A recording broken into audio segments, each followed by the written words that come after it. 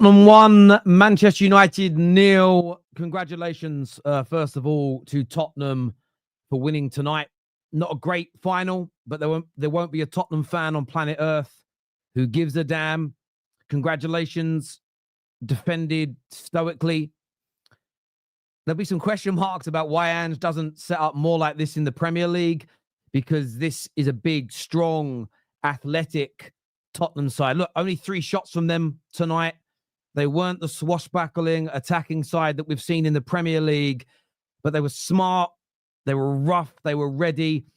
And my biggest fear was realized in this game, and that was Man United lack the power, the pace, and the penetration to really cope.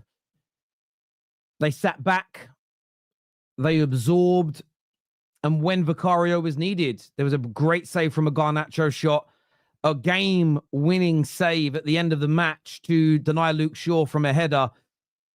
Although we had 16 shots, though, Man United didn't trouble the goalkeeper enough. They were the deserved winners. I'm taking nothing away from them whatsoever.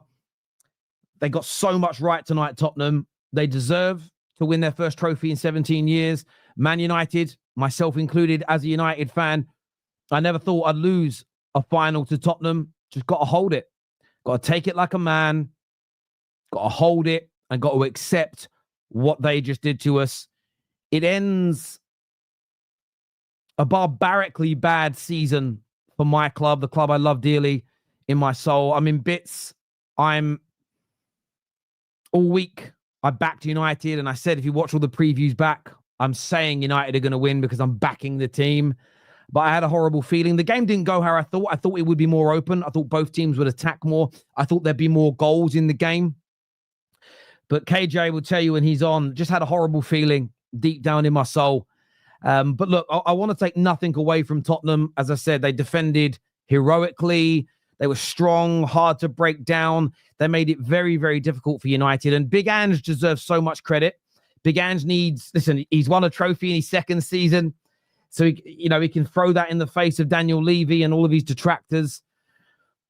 But he got two things he got so right tonight, Big Ange. He knows United struggle against low blocks. He knows we just struggle against compact teams. We don't have the overarching quality. And he sat in and he gave us very little space to work from. The crosses into the box, most of them weren't coming off because Christian Romero, Van der Ven, Danso, when he came on, were just so fantastic. The second thing he got right, and this was I want you to understand, I'm saying this was smart by Tottenham. They fouled the living daylights out of us. The last time I checked, and don't worry, this is not bitter. I'm praising them for it. The foul count in this game was 22 fouls to 8. But what Ange got right is he knew that unless it was a straight red offense, a disgusting tackle, or denial of a goal-scoring opportunity, handballing it on the line, he knew that in a final, you get away with so much more. So he just got his players to consistently break the rhythm of the game, consistently dragging us down. And they fouled brilliantly tonight. And I'm actually praising it. I was watching it getting frustrated. But if I'm putting an objective head on, Big Ange got that. He sat in deep, made it hard for United. Once they got that goal, the goal itself was a debacle. I think they've given it to Brennan Johnson, but awful defending by Dorgu, letting his man go. You taught this as a kid. When you see the number of the play you're marking, you're in trouble. I don't know what on God's green earth Onana's doing. Feet stuck in the mud. The man's got to go. He's nowhere near the standard. Vicario saves that tonight. A top goalkeeper saves that tonight, and the game could be going into extra time now. But Big Ange's got it correct, as I say. Rough. It was a rough and ready performance. And Amorim got it wrong tonight. Amorim got it very, very, very wrong indeed. In 2 areas. One, I didn't like the starting lineup. There was something about it that bothered me, and it was Mason Mount. Ahmad's quick, but he's not electric. Mason Mount the ball went into his area on a number of occasions, and if he was quicker, if he was faster, if he had more strength when he had the ball, we would have done more. He isn't that guy. He shouldn't have started the game for me. He really shouldn't have started the game. It should have been Manuel Ugarte in the middle with Casemiro, because they weren't trying to attack us. They were going to sit back and counter. then Bruno should have been higher up the pitch. The second mistake by Amorim tonight, the subs had to come earlier. The substitutes had to be brought onto the pitch sooner than they did. We became a better side when the substitutes came on. We pinned Spurs back. That's when the majority of our big chances in the game came. Bruno's header that he should have done better with. And we'll get on to Bruno in a moment. The Garnacho shot that was well worked. Wonderful save. The Shaw header at the end. But it was only 3. Yes, we dominated the ball, but we didn't dominate the game. And I felt if those subs were made maybe 55 minutes into the game, maybe even at half time, again, it could have been different. And Amorim has got to hold that criticism. He has to take that tonight because he made mistakes as well. Individually, listen, they didn't play a great attacking game, Tottenham. You can't when you only have 3 opportunities. But what they did do is defensively, every single player stood up and made themselves be counted. Barring the dodgy little start, Vicario in goal, sensational. The midfield of Saar, Basuma, and Bentancur, they were too big. One of the notes I wrote down, start of the game, I'm going to read it to you, was, can Man United handle the Spurs midfield? To me, it looks too fast and too strong. And we couldn't. And it's something I've been telling you all about for a long time. It gets ignored because I don't know why it gets ignored. But we lack that power and that pace. Individually, Spurs were great. But when I look at the Man United players tonight, Rasmus, stinker. Mount, barring a couple of good turns, stinker. Ahmad tonight, look, he had a few good moments in the game, but not his greatest of performances. I thought Bruno and Casemiro in the middle, I thought were so average tonight. I wanted so much more. But what we witnessed with Bruno playing deep and with Cas playing deep against bigger, stronger athletes at this stage of his career, couldn't handle it. And the one, again, when we beat Bilbao, I'm sitting there confident. I'm confident we can win. And what did I say 3 days ago? That confidence was starting to dwindle. And the one fear I had about this game was that power, was that strength of the Tottenham Hotspur team. And our midfield couldn't handle it tonight. Defensively, look, a lot of people are going to go at Dorgu. A lot of people are going to kick off at him. I'm not going to do that. He was sleeping and he should have stayed with Brennan Johnson. But this is a young 19, 20-year-old who's moved to the biggest club in England, one of the biggest clubs in the world, when we're at our lowest point in 40 years. And again, I would have probably started him tonight, so I can't blame the manager for that. But I'm not going in on the young man. I'm not turning my back on him straight away. I'm looking more at how we've been run, how we have got to this situation. I'm looking at the root cause problems of this Man United team. Some will blame the players. I blame the people that put this squad together over the last 12 years. Some will blame the manager. I'm looking at the fact that we've been progressively getting worse for 12 years. I'm not going to deter from that because I know I'm right. How do I know? 6 failed managers on the bounce proves that to be 100% correct. But there's a massive summer ahead. A new goalkeeper is needed. More strength, more height, more power, more pace is needed. Of course, we've got to raise that technical floor. There's no doubt. And this Man United team needs goals. Because tonight is going to be another typical game that we have witnessed in the last 4 or 5 months. Lots of the ball, more GA, more clear-cut chances. And we've done that in so many games. This was almost, they created a bit more against us at home, but this reminded me of the game at Tottenham Hotspur Stadium. We had so many good chances. We had a number of good chances tonight where better finishers, more clinical players put the game to bed. A better number 9. There was an improvement when Xerxes came on. I'm just gutted. I am really, really gutted. As I said at the top, congratulations, a massive congratulations to Tottenham Hotspur. That they deserved it. I am not, and I will not take anything away from them in any capacity whatsoever because they deserve the adulation. They deserve the praise tonight. But Man United, it's a very painful season, a woeful night to end it. I know we've got the Villa game, but I couldn't give a damn. I don't care if we win 10-0 or lose 10-0. But my feet are firmly on the ground, as I said on Monday on the United stand, firmly on the ground, like I said on all the build-up shows to this for Man United. I don't think it's the end of us as a football club if we don't win tonight. I stand on it. If we'd have won the game, I'd be celebrating. I'd be happy with £100 million. I'd be happy with maybe accelerating the squad build. But Man United's problems, as Amorim had said, were not going to be fixed winning tonight. Tonight, just further again, exposed problems we have at this club. We lack goal scorers. We lack speed, power, and pace in this side. And we don't have a great mentality by and large. For me, some will say sack the manager. Some will get drawn into the social media debates over Tottenham winning their first trophy and our manager let it happen. For me, I'm not focused at all on any of that nonsense. For me, that is all background noise. That is for the timeline. That is for social media. That is, if you have that opinion, I respect it and I'll listen to it. But for me, this club has got to reassess in the summer. We need a massive summer. 4, 5, 6 quality signings that raise the levels of this team. We have a preseason. We go again next year and we start trying to rebuild this fallen, broken, depleted, fragmented giant of a football club because it's painful right now. At the same time, though, I thought I'd be more upset than this. And then I realized, actually, listen, I can take the banter. It is what it is. I'm more upset about where my club is, but I've been not accepting, but I've had an understanding of where we are. And I'm just glad that my reaction to this defeat is what I hoped it would be if we lost or won. And that's that we have so much work to do. Congratulations again to Tottenham. Thoroughly deserved it. I'm going to go to some of your super chats coming in here. By the way, if you're here to watch me go crazy, rant and rave like a nutter, wrong place. That isn't happening tonight. It's not the mood that I'm in. I'm condemning my team. I'm condemning the players. Terry, what players would you like to get rid of? I'll be honest with you. I've already said 80 to 85%. I was asked a question by KJ Sunday when we filmed outside Tottenham Stadium. Would I get rid of Bruno for the right money? Yes. And I will say about Bruno Fernandes, I've always been a big advocate of his. But I was so disappointed in him tonight.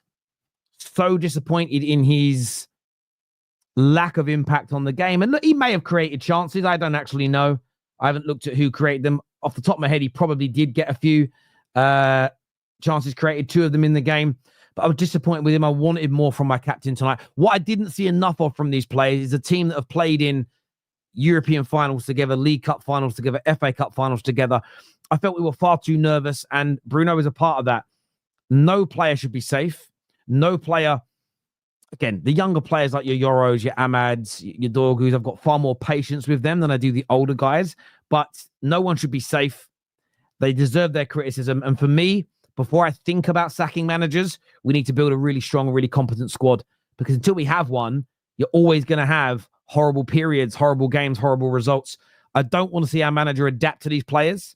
I don't want to see this manager attempt to coddle them. Oh, it's okay. I'll do it your way. That hasn't worked 6, 7 times on the bounce. We must not go down that route. What we have to do is be ruthless with these players that are technically not good enough, physically not good enough, and mentally not good enough. They know internally who they are. We've all got our suspicions on who fit that mold. They have got to subsequently go, but it's going to take time and there's going to be patience that's needed. You were more upset when Arsenal lose than United. Well, firstly, this isn't true. At the same time, I'm gutted. I'm gutted beyond belief. But you know what it is, Darius? I'm a parent. I haven't had this yet with my children. I hope I never do. I'm beyond angry. I think Man United fans that scream and shout into cameras at this point, maybe during the game in a watch along, but right now, I think most of it's performative, my friend.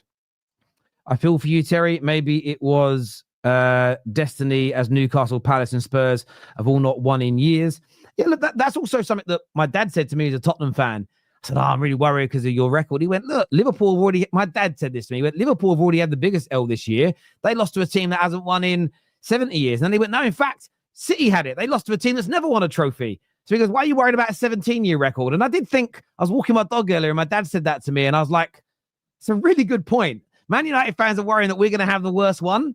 No, I think losing to Crystal Palace, who had never won a trophy, and a 70-year gap is worse, right? But equally, that's just my dad as a Spurs fan saying it. It doesn't make me feel any worse or any better. And I said in the build-up, and I believed it. And thankfully, I feel it in real time. I weren't going to get carried away if we won the damn thing. Because I know how long it's going to take to fix us. There are still too many Man United fans either lying to you on camera that think it's a quick fix, or they're just stupid. I don't think I'm one of them. As a Gooner, I'm happy for Spurs. Son especially won. United were a threat to my summer plans, but that's over now. Gyökeres, you are my striker. I warned everybody about what was upon us, and now it's come to reality. It took 71 minutes to make changes. You want 85% of the squad change. Cool. Add the manager to that. This is everybody's fault. I've criticized the manager, and I absolutely agree that he deserves criticism tonight. At the same time, chopping and changing managers has not worked for Man United in the last 12 years. We need to have a different approach, but I respect your opinion. I'm in tears. This can't be real. Not even a fan. And United let me down. Heartbroken, gutted, cooked, and fried. Onana has to be released on a free. I will say, right, and I'm almost laughing at this because I'm just so over it. I saw a lot of people defending Onana, saying it was Luke Shaw. Listen, by the way, Luke Shaw did very little wrong for that goal. Johnson's not Luke Shaw's man. Luke Shaw covers his area. Dorgu is meant to be goal side of his player. Dorgu's marking him. Doesn't get goal side. But Onana, I mean, his feet are stuck in the fucking mud. Crazy. Crazy. Ange is an effing legend. Just say, told ya and walk. Yeah, it's such a weird dichotomy with Tottenham now, and I'm going to let Tottenham fans talk about how they think and feel about it. But there's this element of, like, he's going to leave as their greatest manager in 40 years. It's kind of strange. It's kind of surreal. I can't understand how they're feeling right now. But in fairness, most on a level, I will say this about Ange. Congratulations for tonight winning the trophy. But I was thinking this during the game, objectively. He has played so well in the Europa League because he's made his team hard to beat, pragmatic at times, dogmatic others, which means he can do it, which tells you all the time in the Prem when he's got that high line and getting beat. It's a personal choice. He didn't have to do it. Do you know what I mean? It's crazy. Why was the goal awarded to Brennan Johnson? Wasn't it? I think it hits Shaw's arm and then it might slightly clip Brennan Johnson. At the end of the day, Luke Shaw's not going to want the own goal. So let him have it as far as I'm concerned. But we all know that goal reminds, you know, when a striker hits a shot and it hits the post and hits the goalkeeper on the back and goes in, it was a little bit like that. I mean, ironically, look, I'm taking nothing away from Tottenham. That goal sums up both our club seasons. It really, really does. And it could have gone the other way around. But it was, I will say, Hussam and Mo called it right. It was a disgustingly low quality game from an offensive point of view from both teams. I totally agree. I'm in literal tears. Terry shouts, sorry, there's no $100 super chat. You ain't got to apologize for that, bro. I knew we could do it. The team said they wanted to win for Sonny, and they did. Come on, you Spurs. That save off the line was... Do you know what? I forgot about that. I'm so sorry. The Van der Ven save off the line. And look, this is where as well, like, if you hate Amorim, you're not going to listen to this, right? You're not going to listen to it because you're not going to want to. But again, it's just a game where I just think a better striker scores that goal. I think a better striker scores the goal. Put a bit more power on it, a bit more direction. But it's Højlund, of course he missed. And I know the clearance was great. But if there's a bit more direction and a bit more power, it goes in. But it's typical of Man United this season. I wonder what our XG is. I bet our XG is like 3, maybe a bit less than, maybe 2.5. Again, it's another game where we had the chances. We just don't have the players to put it in the back of the net. But blame 3 at the back. 20 times United got stuffed 20 times this season. Yep. Because 3 at the back. Take a mid-table squad to 16th. Only 9 points in the league since December. No trophies. But delusional United fans still think he's a saviour. This is the thing. Anyone who's saying he's the saviour, they're talking nonsense because nobody has any idea. However, I don't want to sack more managers. I want to build a squad first. And I want to have a coach there for it. And some people will say he ain't good enough. And if we don't break a habit of a lifetime, we'll never get the full answer on that. And we'll see what happens. But saying he's the saviour, yeah, I wouldn't go that far. I said it already. If we lost the final, Amorim out. That is your choice, brother. Second season. Yeah, he got it in his second season. Hilarious. Terry, my sexy friend, you'll never walk alone. Cheers, mate, for the super chat. I'm so happy they lost because they used a strong side against my Chelsea that didn't mean nothing when they have a final coming up. Do you know what I will say, though? This is where I will defend Man United. Both clubs' approaches were fine. Spurs didn't look rusty. Man United didn't look exhausted. Both build-ups to that game. I don't think if we rotated players, we necessarily win that match. I didn't look at United and go, fucking hell, we look dead on our legs. So, yeah, either which way, that bit for me is inconsequential. Spurs had to play dirty or they would have lost. Listen, I said it earlier. I praised Ange for this. I praised Ange because Ange was smart. He said to his player, and he's right. It's wrong, but it's wrong, but he's right. These games, the occasion gets refereed. Do you know how I know this? Richarlison was on the floor delaying a restart, handballing it, no yellow card. He was asking for Ahmad to get a yellow card. He didn't do the card he was pointing. No, not booked. The amount of cynical fouls that weren't blatant from Tottenham, no yellow cards. In Europe, you're booked for everything normally, right? 4 or 5 times tonight, we had players caught with elbows, not red cards, caught. Ange got it spot on. He said, go out there and be very aggressive without doing anything stupid until you get booked. But I think the leniency on being booked is higher tonight. It was very clever by Tottenham because what they wanted to do is break up the rhythm of the game. That's been their Europa League approach all season. And they got it spot on tonight. I can't fault them for that.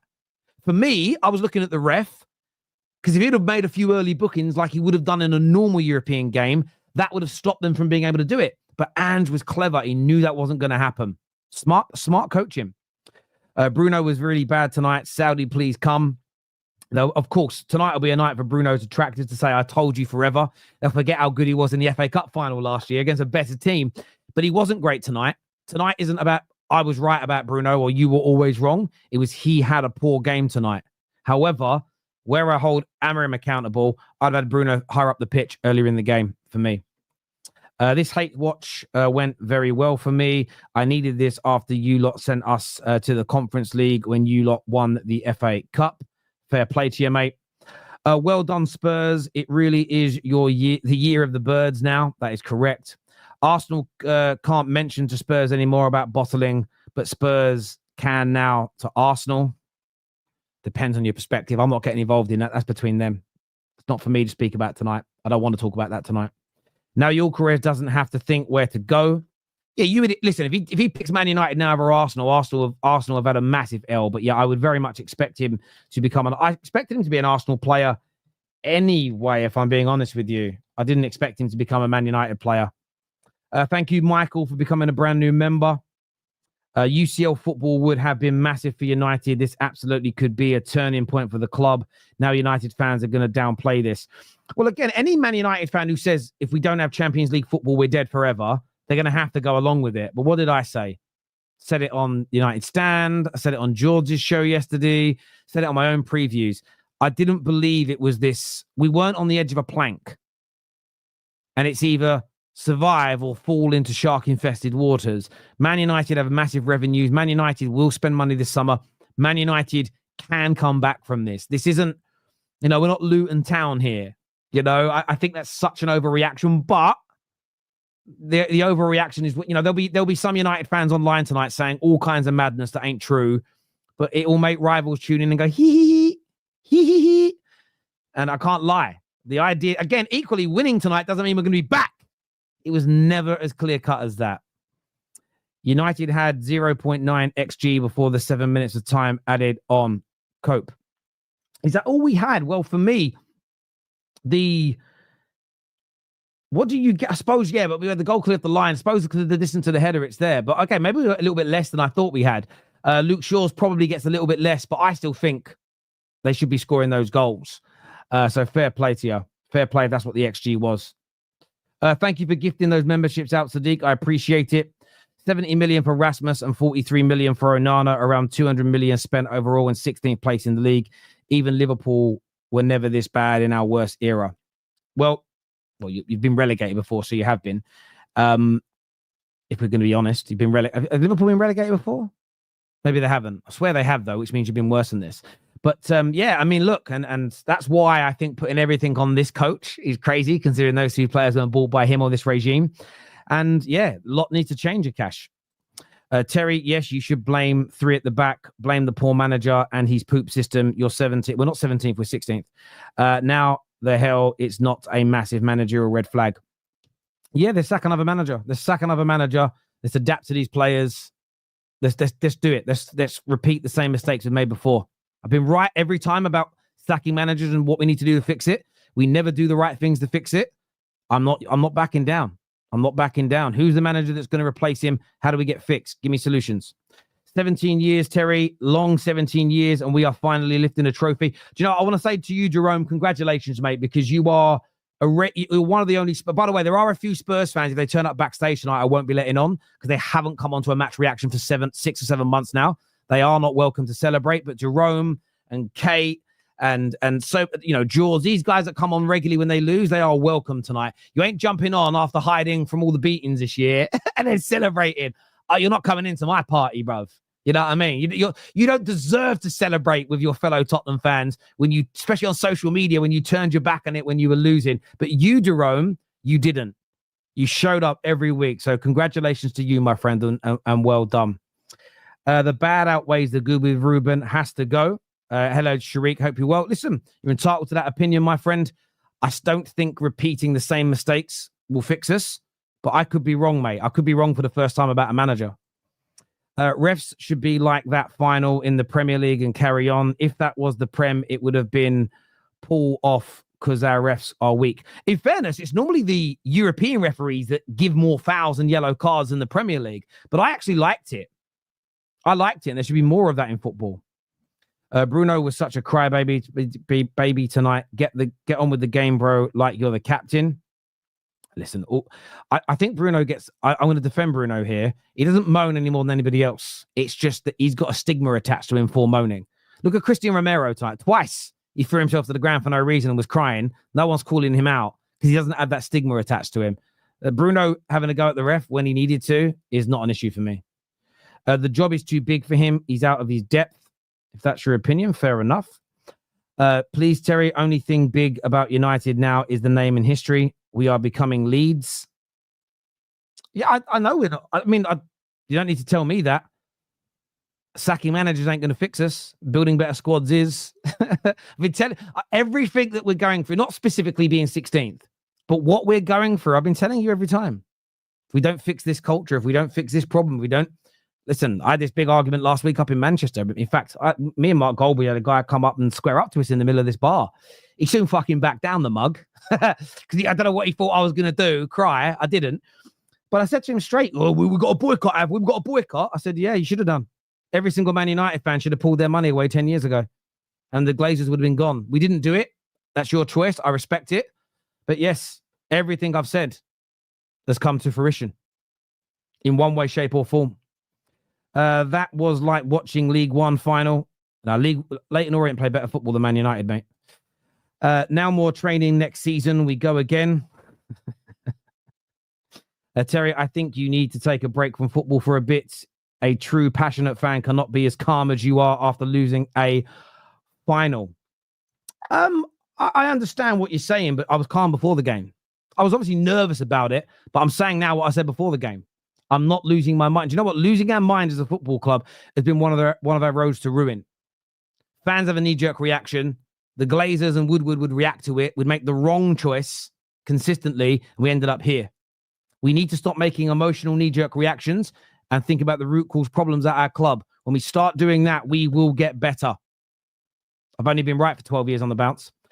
Everything in the Premier League would have been pulled up. I despise our refs. Well, no, he pulled up everything tonight. He just didn't give yellow cards for it. He gave the fouls. He just didn't book anyone so they could keep making them. Very clever by Big Ange Postecoglou. GG, I know we lost, but maybe we need a season with no European games. Look, it potentially might help us. I would have preferred the European games because I feel that that's what you want to be, a team playing twice a week. And I think it's important to be a team that plays twice a week. So I'm not going to sit here and say I didn't want that. It might help us. It might help us become, but I don't think we're going to become more competitive until a decent squad is built. We need to clear out the players that are not of the level and the standard. United must fold the club, finishing 16th. We're 16th. With no European football, a Spurs trophy in 2025. West Ham, Chelsea, Spurs, Europa League pedigree. Now a shameful day. Yeah, look, fold the club. Don't play free at the back. Fold the club. It's the only way to fix this. But we can't fold the club. Fans can't even give up a season ticket to get out parasite owners. I can't believe Spurs fans think they are a bigger club than Arsenal because they have finally won a trophy. Laughable, I must say. Spurs will always be an Arsenal shadow. Look, it's for me, it's an irrelevant point tonight. Spurs should be celebrating. Spurs should be congratulated. Spurs did fantastically well tonight. They put on a defensive masterclass. The goalkeeper and Van der Ven saved their bacon right near the end of the game. They didn't attack like people thought. The only thing I would say, and this is probably for another day for Spurs, is why the fuck don't Big Ange play like this in the Prem? They wouldn't be 17th, I tell you, or wherever they are. Like, but I've been saying that about Ange for months. It's like, hang on, what? When they played against City like this, it's like, do that more often. You'll be right up there because they've got good players. If he'd have stuck all these players on the halfway line tonight, Man United might have won. It was kind of crazy, but there we go. At least United won't steal our transfers. No, we shouldn't do from here. But imagine we do. Crazy. After a season like this, it is only painful tonight, but a win would only be good tonight. Either way, tomorrow we start a long and hard job ahead. And maybe that's where I'm at. As I say, I'm just sad tonight. And that's why I'm not screaming and shouting. I'm not angry. I'm sad. I'm broken. I think Man United fans, after all these years, still screaming and shouting. I think it's performative. I think it's fake now. In the game, during a watch long, I get it. But I feel like there's an element of it that's performative. There's only so much anger you can feel. I don't feel anger. I'm sad. So I'm not calm.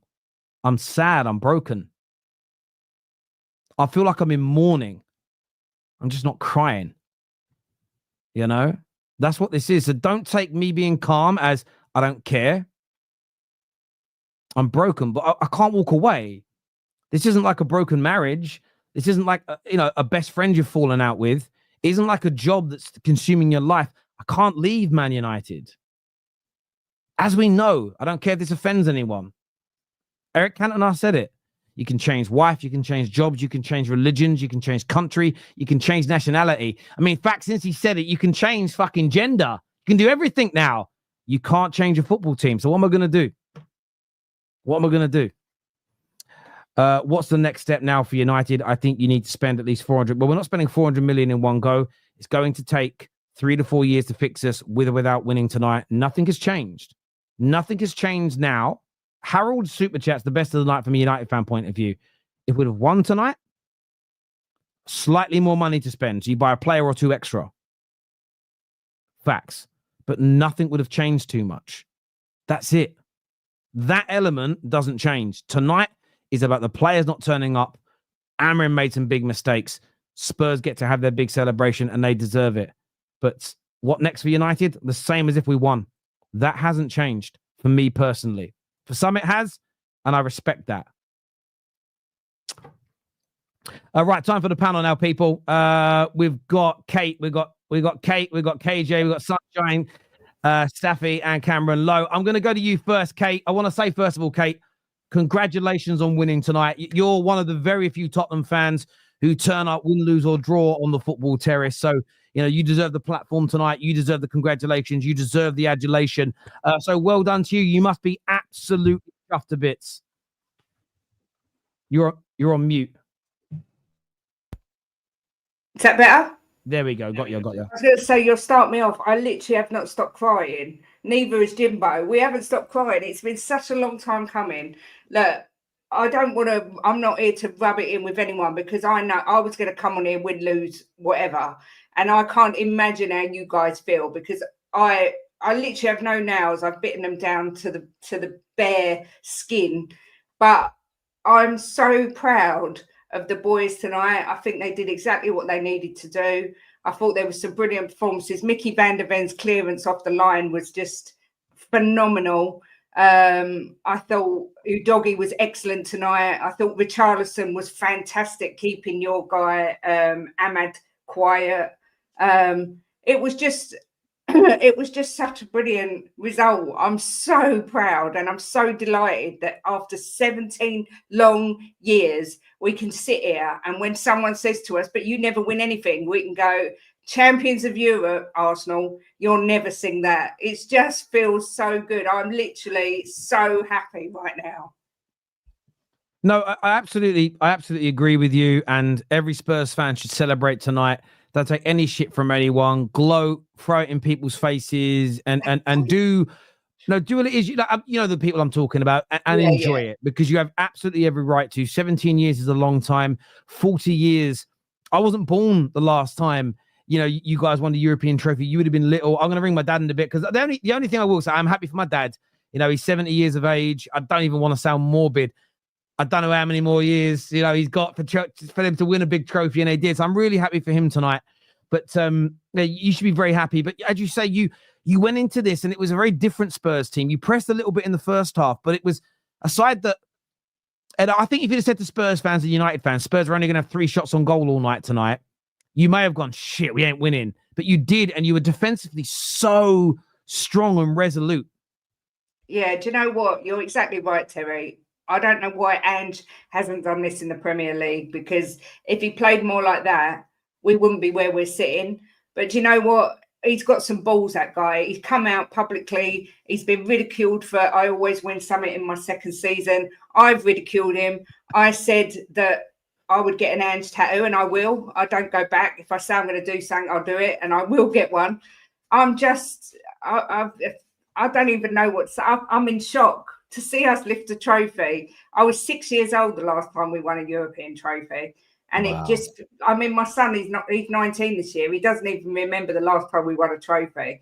It literally was, our house is just carnage. Jim and I can't stop crying. The dog thinks someone's been shot. It's just the best feeling in the world. And I think Tottenham fans, every single Tottenham fan on this planet, deserve that tonight. We deserve that. It's been a crap season. It's been 17 years of crap. And it's about time we had something to smile about, and we've got it. Listen, listen. Fair play to you. You should be enjoying it, and you know what your season has been. You know there's going to be changes in the summer, but you know what? You can have that party tonight. You have that memory. You have that moment, and there's players out there like the Sons of this world who you guys will be so happy for lifting that trophy as a captain, as it were. But look, I'll let you crack on with your party and your tears and everything else that you're doing, because I know you'd rather do that. Hang on 1 second, Terry. My husband wants to show you something. This is what I mean about my house being carnage. We got a lamp that looks like the Europa League. Look. We've got the trophy in this house. Yes, come on, you Spurs. That looks like the Conference League. It's the wrong trophy. Listen, fair play, Jimbo, mate. Congratulations. Fucking Spurs bastards, I tell you. It's congratulations. Well done. Congratulations. Deserved. Sorry, guys, but we need it more than you did. Sorry. And Terry, I've got to say, you've acted with pure class tonight. Yeah. Thanks, mate. I actually before you go, Kay, I actually wanted to say congrats to you guys, because I do think, like, for the season that you had, especially for Ange, I'm not gonna lie, like it's bittersweet that for someone who's spoken well about Ange for so long, I have to be here and the one that gives him his flowers because you guys beat us. Of all the ways he could have picked up a trophy, it had to be against someone like me who's been singing his praises for a while. So it hurts. But as a man and as a class act, I will say congrats on winning this. You deserve it. I want to shout you out, and I want to shout at Jacob, because you are the two people that no matter how bad it got, you guys still you managed to go all the way with this manager, and you managed to back him, and you find yourself in a final with a trophy. And as you said, you haven't seen a European trophy since you were a kid. So like Jacob probably never got to see a trophy at all. Mm-hmm. I'm happy for you guys. It sucks that I had to be me that had to give you that, but I'm happy for you guys. And just because I really do have to go in a minute, because I have a long drive to go up and watch the Knicks, so I don't want people to think I'm dodging this match reaction. I'm not here. I'm just gonna speak real quick for a minute. Shout out Jacob. I was just saying congrats. This is probably the most embarrassing day I've ever had as a United fan. And I keep saying that every time, and somehow they find more ways to embarrass me. I don't think I've ever been more embarrassed in my life as a fan. To go into this game, fuck everyone who said it's just Spurs, by the way. I was one of the few people who objectively spoke about this game, said there's a 50-50 chance for them to win. I was the only one, ask the Spurs fan, ask George, I'm the only one who didn't say, oh, it's just Spurs. I said, if we go into with that mentality, we're going to go ahead and lose that game. And we ended up losing that game. One of the most embarrassing performances from start to finish. And I don't have time to get into everything into the game, and I'm sure you guys are going to discuss this when I leave. I just hope for one thing, please, everyone from top to bottom, if you have any dignity as a professional in football, whatever your role is, whether you're up in the board, whether you're a member of the staff, or whether you're a player, please just don't come back. We don't claim you. We don't like you guys. I don't respect you guys. I'm taking a break from doing any United content related stuff because I generally don't like these players and I don't respect these players, and anyone could go. I will not shed one bit of tear for anyone. Amorim has no leg to stand on right now. I'm not one of these people who was Amorim out this whole time, and I'm not going to sit here and scream Amorim out. But if he goes, I honestly can't even say anything that he deserves to keep his job for. From the worst season I've ever seen. It was going to be the only way. Winning this trophy today would have been the only way to bear this season and say, you know what? Fuck it. We still won a trophy and we still progress the Champions League. There is nothing to stand on. The fact that I had to go in that final today and Maguire, shout out to Maguire, I don't think he did much wrong. But the fact that it's 2025 and I have to watch Maguire and Luke Shaw start for me in center back. Fuck Luke Shaw, by the way. That absolute prick. I tweeted in the first 10 minutes of the game, he's going to have to get switched off Brennan Johnson because he can't contain him. He ends up conceding the goal. The fact that I have to watch him in 2025, half of this squad was the same squad that I lost to Villarreal with. And you know what, bro? For someone who gave Bruno a lot of flowers in the second half of the season, and I really tried to be very objective, and you guys, especially you, Terry, and Cam can say, I gave him his flowers. I heard so many talks about a legacy win today if he wins. People were saying he has a bigger legacy than Pogba if he wins today for what he did in 2017. That performance he put today, he's not the only bad player before anyone misquotes me. That performance he put in today, I want to hear no more legacy talks. And the fact that we were even debating that we would reject 150 million for him, today, once again, he reminded me of the old Bruno. Today, I didn't see the Bruno that kicked up after the second half of the season, the Bruno that was scoring braces and hat-tricks in the Europa League. I saw the old Bruno that I used to hate how he played football and just launch everything and be erratic and just play chaotic football for 90 minutes. That is exactly what he did today. All these players can fuck off. I will not shed one tear if any of these players get sold or get removed. I don't give a fuck. They can all go, bro. But big up to everyone. Congrats against Spurs fans. I'm gonna see you guys when I see you guys. Cheers, Staffy. Appreciate it. Nixon 6. Just wanted to say, I know he's gone. I just wanted to say on his point, I get what he's saying. And if the manager was, again, I'm maybe a little bit like him. I wouldn't sack the manager. But if the manager did go tonight, I wouldn't sit there and be like, oh my God, I'm shocked because we've done things like that before. What I will say is this, though. This is where I think the United fans, when you get calmer, most of this squad started the 2021 final, and a lot of them are still here. That for me is why I think the bigger issue is the squad versus the manager. But there we go. Jacob, congratulations to you, first of all, mate. You've been a Spurs fan that's turned up a lot this year, win, lose, or draw. How are you feeling right now?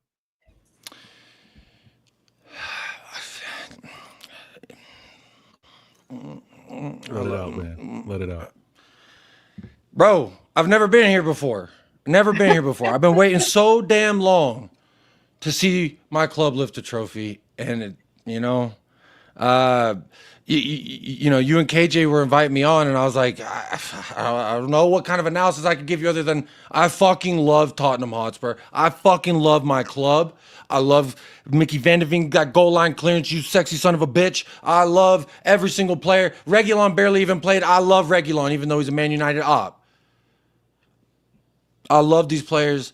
When you wait so long and you get so close so many times and you feel like this is the time, you don't know whether to jump off that boat, take that leap, trust something that this might be that time. And in the last 24 hours, there was just an innate feeling inside me, inside my gut. I call it my man compass. Y'all know what I'm talking about, man. It was in there, just deep in there, seated. I felt it. We are winning this. And God, we did. I'm so happy. I'm trying to not curse. I apologize. Deji, I suppose you're feeling very similar, mate. You're on mute, brother. Well, I'm going to go anyway. We had a darling. All right, take care. Hey, We had, Kate, congratulations. She just left, but she's a European champion. we took Make sure she knows that. 21 L's, but you know, Postecoglou, his main focus this season was getting the trophy, and a lot of the Arsenal fans can hold that. And look, we deserved it. To be honest, we were the better team. We had the right game plan, and he executed the substitutions at the right time. This was a big game, and when it came up to stepping up at the right time, we stepped up. We've taken a trophy. We've got Champions League football, 2 for the price of 1. Everyone can hold that. And, you know, football is about having kahunas. You know what I mean? A lot of people on stream, a lot of ballers don't want to do Humpty Dumpty, sat on the wall and stayed on the wall. At the end of the day, man spoke and said, I always win in my second season. Where your manager is too busy complaining. Your manager is too busy complaining about the squad, complaining about how not good it is. No, how about you focus on the positive? Get focused on the job at hand. But you man, get me? My manager said, you know what? I'm going to bring this thing home for the Tottenham fan base, whether you man like it or not. Hold that. And I've done told United fans, and I want my brothers here that are looking at me in my eyeballs, please look at my eyeballs properly. You man are not what you thought you were. You're not. You ain't been that since your magician, your wizard left. Do you get me? You man stunk it out the first time. You stunk it out the second time. You weren't going to stink it out a third time. Not against my club. I think for you, the biggest thing for you lot to hold this evening, and respect it, don't worry, you get to know, is not only did we pan you, we've panned you every time we've played you. Deji, can I ask you a question on what you're saying? Do you now regret on stream calling your manager a big fat nasty pig? Bro, at the end of the day, let me tell you what it is, Terry. You have to have standards. If we didn't call him out, would he have done this? Call him out. 21 defeat is unacceptable. But what Ange did is he showed, you know what? Let me make sure I bring this home. Because if we were just accepting that and not calling him out, maybe we wouldn't be here. The problem with United is you, man, have gotten soft in your old age. Real talk, you, man, have got soft, man. You lot should have been calling out Amorim and your board from time. You, man, Amorim is a great guy. He's a great guy. You, man, don't have the patience for Amorim. It took him 3 seasons to turn around Sporting Lisbon. You, man, ain't got the patience for that. So very quickly. So if more fans would have been threatening to meet managers in car parks and slam tables, we would have beaten you tonight. Bro, you got to put. Bro, football is a pressurized. If Tottenham listened to the fan base that's on social media most, we would have never made it to the final. We would have been amazing. If your club listened to you, Deji, they'd have sacked him 4 or 5 months ago. What are you talking about? Bro. I'm just sitting here and I'm hearing that who we thought we were, and I'm like, clearly you're not talking to anybody here, because if you were, you would know we exactly into this thinking we were going to win this game. I can't relate personally. I'm laughing. Clearly, I've not been on stream with you for a long time, so it's like you clearly don't know my opinion or KJ's or DJ's. Wait, this whole panel said you were losing today? So like you all said it was a 50-50 game and there's a big chance we're losing. No, it's only Tottenham. Yeah. So I just want to make it clear, because like I keep it's just Tottenham. Don't worry about us. But none of us said that. One second. Let me just host for a second. I don't know what Sunshine said, but if you watch, someone's getting an echo. If you watch the Football Terrace previews when people came on, I predicted a United win. I said it would be narrow, but no one was like, it's Tottenham, it's going to be easy. It's going to go to those shitty YouTube channels that said that. They only said it, by the way, in case we lost, so they would get clipped up. They didn't even fucking mean it. They're morons. No self-respecting football fan. Whether you could be confident of winning, but if you went, it's Spurs, it's going to be easy, that means you're ignoring the reality of Man United, and that makes you a fucking liar and a moron. And no proper Man United fan did that today. Maybe a drunk fan on Sky Sports before the game, but no one actually making content when it's Spurs, it's going to be easy. Exactly. We know how bad we are. So, no one said that shit, bro. No one disrespected Tottenham like that. Exactly. So I'm like, I just remember that newspaper that had the quote. That's what I was referring to. So like, I'm super cool with newspapers. I got no issue with that. It's just, when I sit there, I can't sit there and have it like lie on my name, because like, Staffy said it. I'm on record after Lazio didn't go through saying we're fucked. I actually said that. I said I would have much preferred Lazio in a final than any English team, regardless if it was Spurs or anybody. I didn't want Spurs. I had no point.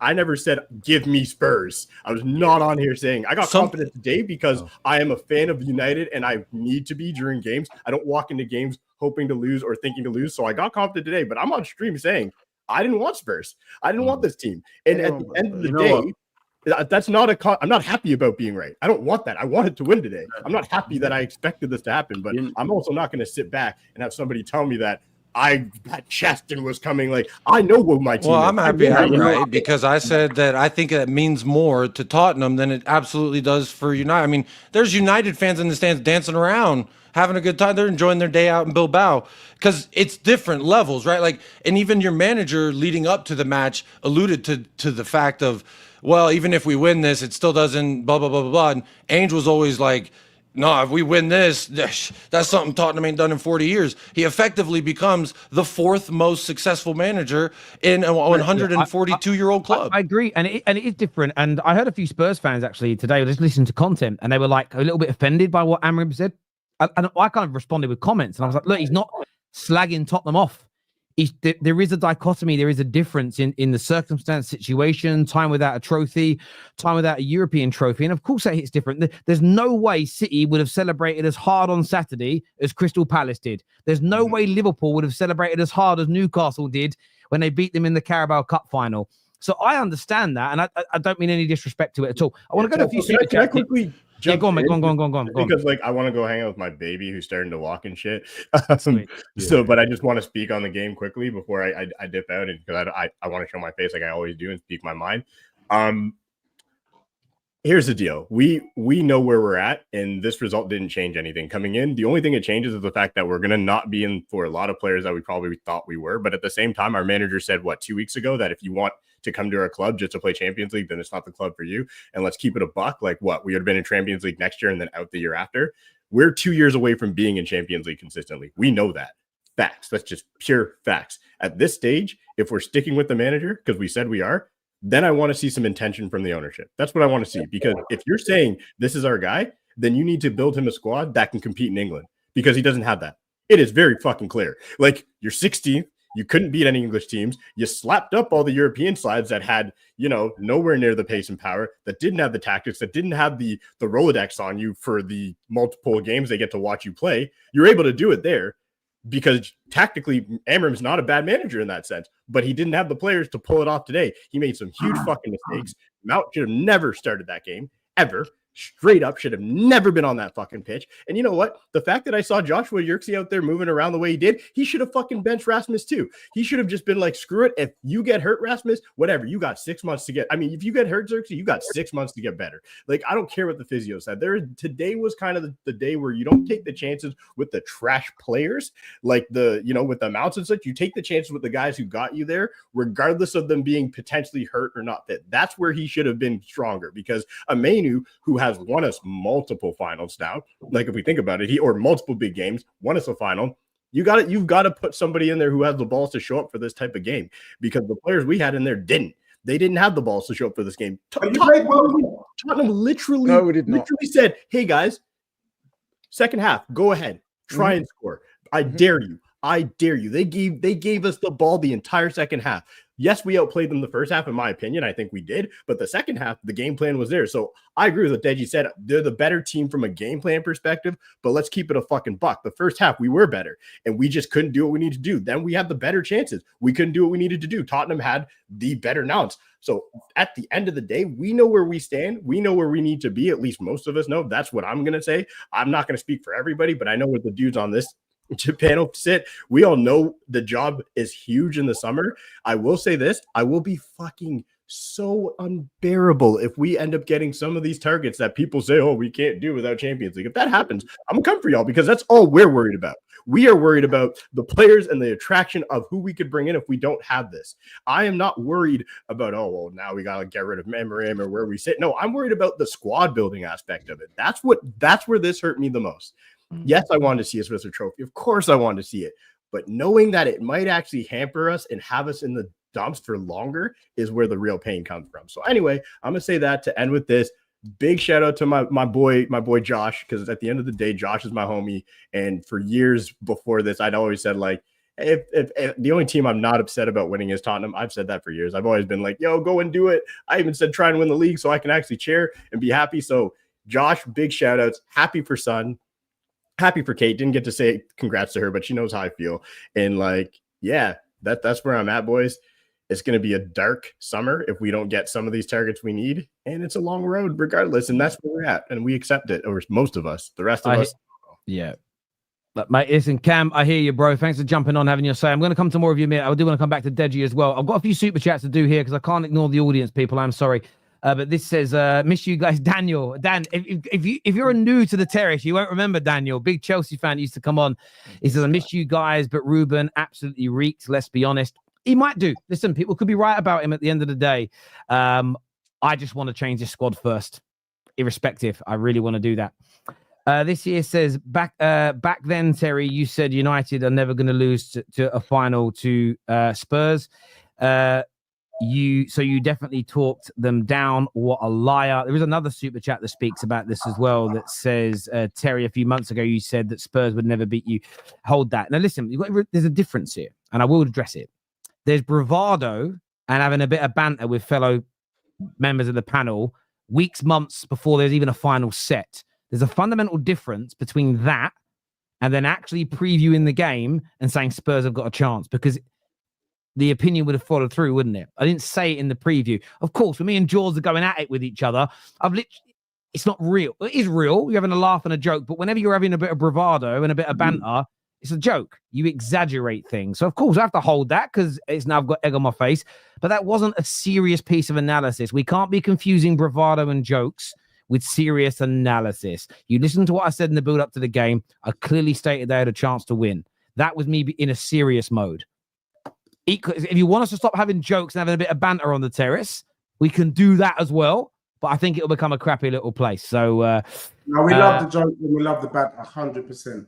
Exactly. And everyone knows, and there's times to do it. Like, I would never say something like that in a build-up to an actual game because I don't really mean it. And what you'll get is some people that don't like me or the terrorists go, oh, so you're saying you lie to people? No, it's called do you go to watch a comedian and go, he's fucking stood on that stage and lied for an hour? That's a joke. Like, it's an exaggeration of things. Come on now, people. United in 3 years away from consistent Champions League. Winning the Champions League gets you Champions League players, and you'll keep getting Champions League positions because they have quality to maintain the Champions League position. I hear you. It would be hypocritical to say a trophy does not mean anything, but an additional 80 to 100 million doesn't make this squad Champions League worthy. Still need to rebuild. We can't be reactionary onwards and upwards. Yeah, I agree with that to a certain extent. I mean, it was said in the build-up, but people will be. Stop embarrassing us. And won despite our fan base. He's proven the majority of fans wrong. Big Ange and his squad for dealing with shit. Would you say this, Deji? Can I ask you a question on this? Has he proven people wrong? Or is he adapted in a way that you guys, again, away from all the silly banter and things we all say when we're angry, you guys have been asking for him to be more defensive at times, and he has done it in Europe and made you successful. Like, is it a little bit, and not tonight maybe because you won a trophy, is there a part of you that thinks, why didn't you do this in more Premier League games? Yeah, 100%. And I think that's a really disingenuous comment from whoever put that in. Stop embarrassing us. We've lost 21 times in the season. We can't take away that fact. In the league, we've been pathetic. Yeah, the only thing that's happened is we've managed to save our skin by winning the Europa League and getting 2 for the price of 1, which is a trophy and a Champions League spot. What we need to do, and yet we are yet to be convinced, unless Postecoglou says he gave up on the league this season so that we could win a trophy. And if that is his argument, so be it. He's a legend. He's a genius. But no Tottenham fan can tell me that we're embarrassed. I'm embarrassed by the fact that I would have preferred to have been top 4 in the league and won the Europa League. But you know what? That isn't the case. I don't really give a damn. We've won the trophy. No Spurs fan can honestly say, hand on heart, 100%, they were comfortable. They knew they were going to win. We were just hoping and praying that Ange was going to be proved right. Because imagine if he didn't win. Do you get what I'm saying? So look, we are delighted. Ange says he always wins in his second season. He has done the job. We are grateful. He deserves more time to build on. but we can't skirt away from what we've witnessed this season. And can I add to that? Can I add to that as a neutral on the panel real quick? And I didn't get a chance to say congrats to Kate, congrats to Jacob, obviously Deji, congratulations. Despite all the back and forth rival stuff, to see the celebrations, to see guys raise a trophy, it's actually I'm happy to see that. Now, that last super chat, there's nothing wrong with Deji also answering and being like, he was wrong to maybe want the manager fired. Obviously, he was right to want better standards for the club, but wrong to maybe want him fired because previous managers weren't able to deliver a trophy. And Ange was able to do that. So you can be wrong in the moment and maybe be too extreme to want him sacked, but then, in hindsight, be like, he was the right guy to get the job done. And because this trophy, listen, like it was like 35 years for City with regards to a major. You guys, 16, 17 years. So it means a lot. And so celebrate it. I also want to say this, and I mean, I'm trying not to get too much joy in the sad faces that I'm seeing from these United fans because you guys are rivals. But hopefully, KJ, you can go get a workout in, get a run, link up with wifey, and enjoy a nice meal. Terry, everybody else on the panel, just obviously you got things outside of football. But it's going to be a long road, guys. It's going to be bless up, Deji. Can I ask you a question about the long road? Yeah. How did you get through it? But between sort of the late 90s and 2008, how did you get through those League Two, League One championship? How did you manage supporting a club that used to be a champion of England and a European team? How did you get through that decade? What's your advice to us of getting through those really tough periods when you're in the lower leagues and you're in the doldrums? How did you cope with that at Man City? You know what the beauty is? Slight jab. No, genuine. He's been there. I want to understand it. I've not been there in my life. I want to understand.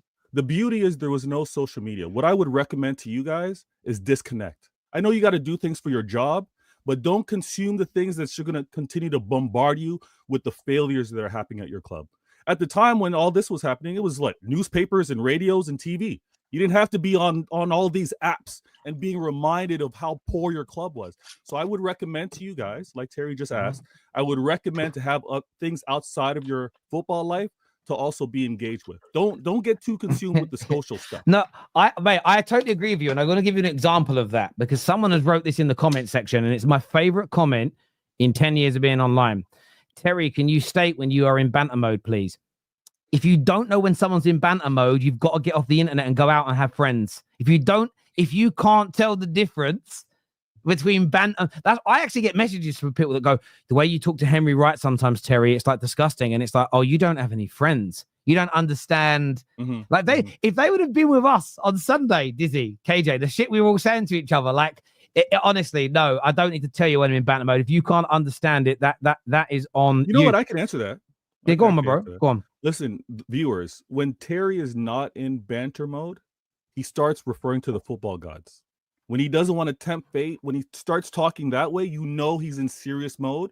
But when he's like he said, bravado and throwing things out, he's not concerned about the football gods. That's when you know banter from when he's being serious. Because the football gods, the same as the real God, they know when you're telling a joke. So, he understands. It's real. No, it shouldn't need explaining, but the world is like that now. You need to explain everything because people are dumb. I want to throw this quote out there, Dizzy and Sunshine.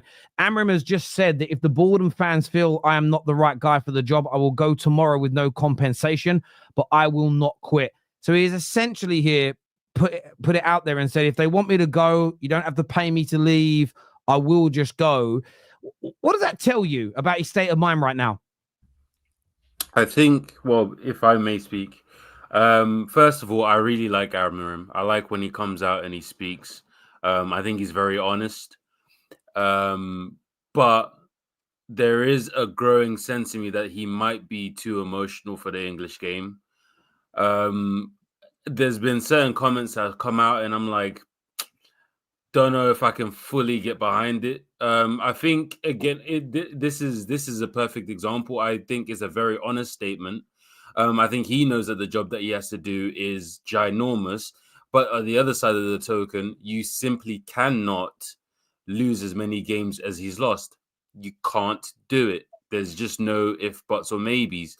But then also you add the caveat that with the squad that he actually has, if the owners don't back him to actually do his job, he was always gonna. This was always gonna be the road because Højlund. I know Sunshine's banged on about having a striker forever. Højlund is not the guy. He had more touches with his head than that. With Don't throw my name in there about strikers. I never said we should have Højlund. I said give me a clinical. I said no. No. He's saying the other way. He means it the other way. He means it the other way. Yeah, I'm saying you said we needed a striker, and Højlund isn't the striker that we need. You got to touch grass, Sunshine. You don't understand comments. Come on now. Because this guy had more touches with his head than with the ball actually at his feet. Anytime, and the Tottenham defenders were bodying him simply because they knew he could, and there was nothing he could do about it. And they were getting these little niggle fouls and stuff, but that just disrupts the game, slows the game down. When you goal up, that's what you need.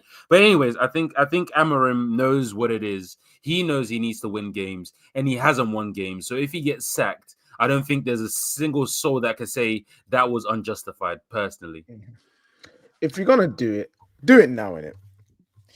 This is the kind of performance that you look at. If as an owner, you look at it and you just say, you know what, screw it, blow up the whole thing. If they're not going to do this seriously, if they're not going to seriously back Amorim and give him the players he needs, and when I say he needs, not Amorim players, give him the players Man United need to get better, then just he's opened himself for sacrifice. He said, do it if you must. If INEOS, what are you going to be doing next? That's what I want to know, because we're in the pits.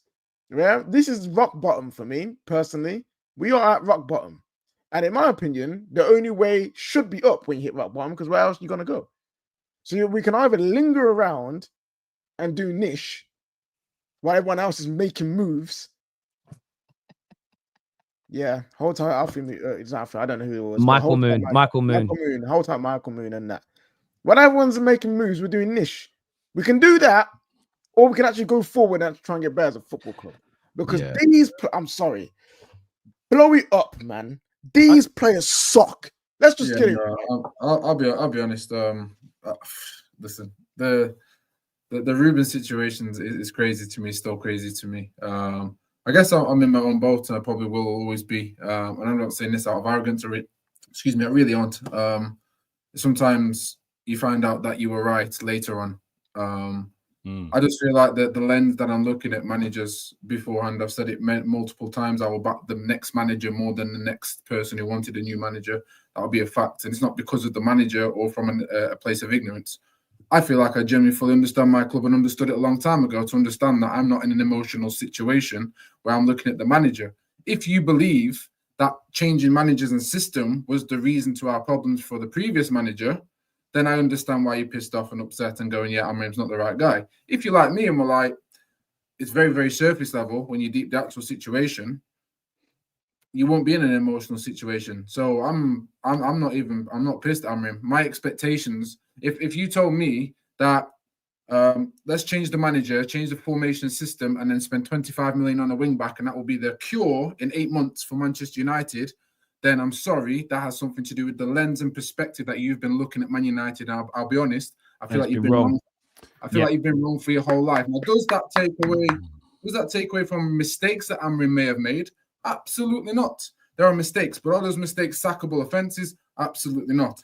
And I think when you actually deep that your lens and your perspective has been wrong this whole time at Man United because you just thought tactics and systems was the key, then that's probably where you're going to fall short 24/7. There is no manager, and I'll say it multiple times, you give me a prime Pep, prime Jose, prime Alex Ferguson, any manager you want to, with the best CV, I'll repeat myself, what I could do with Ten Hag, bring them in right now, you will not see any form of change. You may see a different style, a different system, but you won't get the results that you desired and that you wanted. It's pretty evident by this point, and it's pretty factual. And the reason is that because people don't break down what actually goes into these managers, what actually goes into being successful to a certain level. Pep Guardiola had 3 seasons, not 8 months. In those 3 seasons, he changed his goalkeeper 3 times. Do Manchester United, we should have, by the way, but do Man United have the capabilities to go and swap their keepers for 50 million and get it wrong all the time? No, we don't. Why? Because we overspend on players, then we can't get rid of those players because they're contracts. There's one issue. Pep would struggle with that situation. He won't be able to handle that. He won't be able to get into a situation where he goes and replaces player. But Pep wouldn't be 16th. I'm going to land, bro. Respectfully. Yeah, but hang on. Sorry. But when you say Pep wouldn't be 16th, right? We had this conversation. I never said that. No. I was talking to V, and I'm going to go back to you in a second, Sandra. When you say he wouldn't be 16th, I had this similar conversation with Sam the other day when he said, when we were at our worst under like Hitch and Gillette, we weren't this low in the league. Yeah, Hitch and Gillette's own were awful, and they nearly bankrupt Liverpool, but they were the owners for 3 years. If Pep Guardiola took over your club in the 90s, you might have got relegated still because you didn't operate correctly as a football club. The problem that you're looking at here is you're looking at Pep in isolation at a club that's well run, that has spent its money correctly and been on the up and up. That's why it's this. Just looking at the manager, but I'm not doing that. But I'm not looking at it in isolation. Let me give you an example. Have you seen Pep Guardiola at a club in the pits like Man United are as a club? When did he take over a club that was in Man United situation? No, he hasn't. But so you have no idea how he'd do. Okay, but you don't have it the other way. I don't want to. Sunshine, you can finish your point, and then we can come back to the Pep. Yeah, please do. Because I'll be honest, I've been patient enough. I've been waiting for the longest. You know what I mean? Sorry, man. My apologies. It's all good. You have to dissect because it's an important part of the conversation. But again, this is the whole point I'm trying to make, and well, ultimately, for people to understand, it is not just a system. You have to look at what goes into the manager doing this thing. I specifically said about Ruben Amorim, he was no different than Ten Hag. No one was saying anything about Ten Hag until he was slapping man in Champions League and going, oh, next best thing, amazing, cool. Same with Amorim. No one said anything 3-4 seasons prior to him until he's flower. And then all of a sudden, oh, he's the next guy. At some point, your logic and thinking has to be challenged. You have to challenge yourself and go, am I looking at this correctly right now? Because really and truly, I don't think you should be as pissed as what you think if you understood your club and where you're at and what is actually necessary to go forward. I'm not. And I'll move on to the last point. When you're talking about 16th and this, I agree we should not be losing. But I'll say exactly the same thing I said with Ten Hag. And I said the same thing that would happen. Go and look at the manner in which we lose games. My theory is this, and I'll stick with this theory until someone can prove me incorrect. A system and a formation and your tactics are only as good as the goals that you manage to score from what the system and the tactics create. The system and tactics will create enough chances for you to go and bag your goals. If the personnel is not good enough and not clinical, all of a sudden those players will not ultimately sit with that system and profile. They'll overwork, they'll overthink, and then from that, you'll get the manager's shit. It happens every single time. I said to you, it happened with Eric Ten Hag as well. Players were not scoring their chances, making the system look shit. We play 3 at the back. Ten Hag never did that. 2 completely different systems. The end result is we don't finish our chances. We put ourselves under more pressure. Confidence is low. Pressure from the outside. Pressure from the media. Oh, we'll sack him in 8 months' time. It's the same shit over and over again. Let the manager get his system in. Let him do get the right players and whatever with a board that seemingly is doing better than what they did than they did before Glazers, seemingly, and I say that lightly. And can I just say, Sunshine, as well, where I'm going to back your point? We there is overlap in our opinions, just slightly things I disagree with, but that doesn't really matter. We're not going to nitpick. Where you're right is that you have been spouting this for years, and what we've never done, we'll change a manager, and people go, right, we're going to cook now. But they're ignoring the fact that the squad still needs to be improved, or there's holes here and there, and we've never built a good enough squad.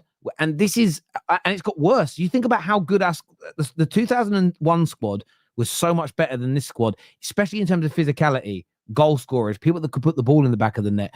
And I understand people tonight, there's a super chat here I want to bring up, which is important from Josh. That says, we're giving blind faith to a person who has given us 0 success, saying we sacked managers in the past, so we have to keep him, is not a valid point. He has to earn to keep his job, and he hasn't. Where I respectfully disagree, what I think is what you're ignoring is it's not about blind faith in the manager. You're ignoring the key part of what's being said. Build a competent squad. We can keep sacking managers. My belief is that if anyone comes in and tries to instill a more sophisticated style of play that has the capabilities when the squad is built of reaching the highest levels of the game, it's going to take 2 to 3 years. We are going to go through pain. How do we know this? Because whenever Jose, whenever Ollie, whenever Ten Hag in the early stages tried to implement something, the results fell off. Whenever we tried to go to that next level, results fell off. The difference is this time round is we've brought someone in on purpose because we know him, the board know him because they spoke to him, who's implementing the style straight away. So we are seeing that same terrible form of results, worse than ever, because he hasn't yielded. Ten Hag's first 2 games, we got beat by whoever it was, beat us on the end of the season. I want to say it was Brighton. And then we got battered by Brentford. And then we got battered by Brentford. If he'd have just carried on playing the same way, it'd have probably lasted about 10 to 15 games, but he adapted. But where did it leave us in the end? Man United have got to break their bad habits, and there is pain that we have to go through. I understand the criticism of Amorim, and every single one of us has criticized some of his decisions today and in other games. But for me, I want to break the cycle. Even if we sack Amorim, let's say we do what you do, Josh, the most important thing still is building a competent squad. Yep. Pep Guardiola, would we all agree very quickly, is the current best manager in the world? Yes. Would we all agree that he's one of the greatest to ever manage? Yeah. Look what's happened this season after a couple of years of bad recruitment and a few players being out, no trophies, lost more games than he's ever lost in a season before. That's one of the greatest managers ever with a squad that isn't adequate, has had a bad season by their standards. Can you imagine if he stays now for 10 years and every year your squad gets worse and worse and worse and worse and worse? You keep buying badly. You think Pep's going to go and win trebles again and quads? Now, he might be a better manager than Amorim, that being granted, but managers need the right players bought for them. We have to get out of this idea that managers are just going to improve teams and improve squads. They need to spend, and you need to buy quality. You have Sorry, can I just finish on the last point? Sorry, yes, mate, the last thing I was gonna. No, it's all good. Don't apologize. I'm so pissed, by the way, because again, it's my team, and you know what I mean. But it's the frustration that people forgetting that every single season after we get less money. So that means that the money that you do spend has to work. There's no we can get it. Has to work. And if you've got people spending 72 million on a teenage striker or a young striker, when you could have spent 20 million on the next man, and this is part of the reason why I was talking about, if you just go back to common sense and take a small step forward, forget the keeper situation. The guy still had a great defensive record, even though he was making mistakes, but you add goals to what we were creating, you're going to win more games. If you win more games, because what are we talking about now about how many we've lost and say it's not appropriate? The opposite to that is we're winning games. Oh, we're all feeling better. So we start winning games with a competent striker, with the finances that we had, because the budget was small. You have to be smart with the money that you're using. Now we're going into no Europa League, no Champions League, whatever. The money we've already lost 83 million or 89 as per Jim was saying on the transfer market already before we've even brought anyone in. So it's going to get even harder, which means even more stress when you want these players. And now people are crying that we're getting Liam Delap. I'm sorry, but financially, it makes sense that we're getting him. So I'm not saying I like it, but it makes sense. I understand how we got here.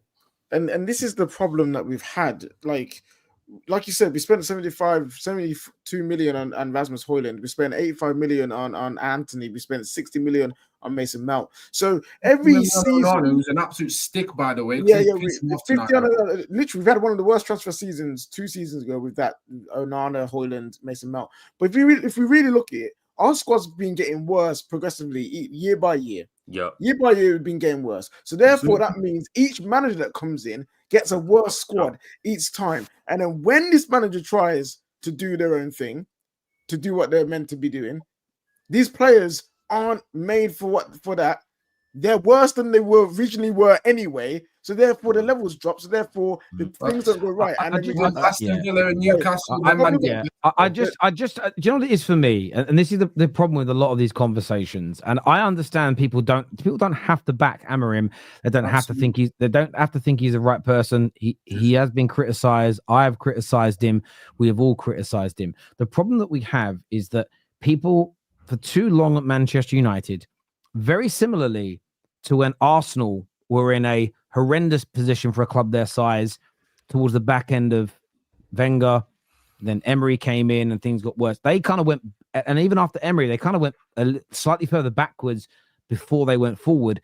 And we should have learned from that as football fans in general. If you took the time to study, if you look at Liverpool and what happened under FSG, they went from being under Hicks and Gillette, they went from being a title contending team, one of the best in the country, one of the best in Europe, to sitting 7th or 8th in the league and a club that's almost going to go bankrupt inside 3 years.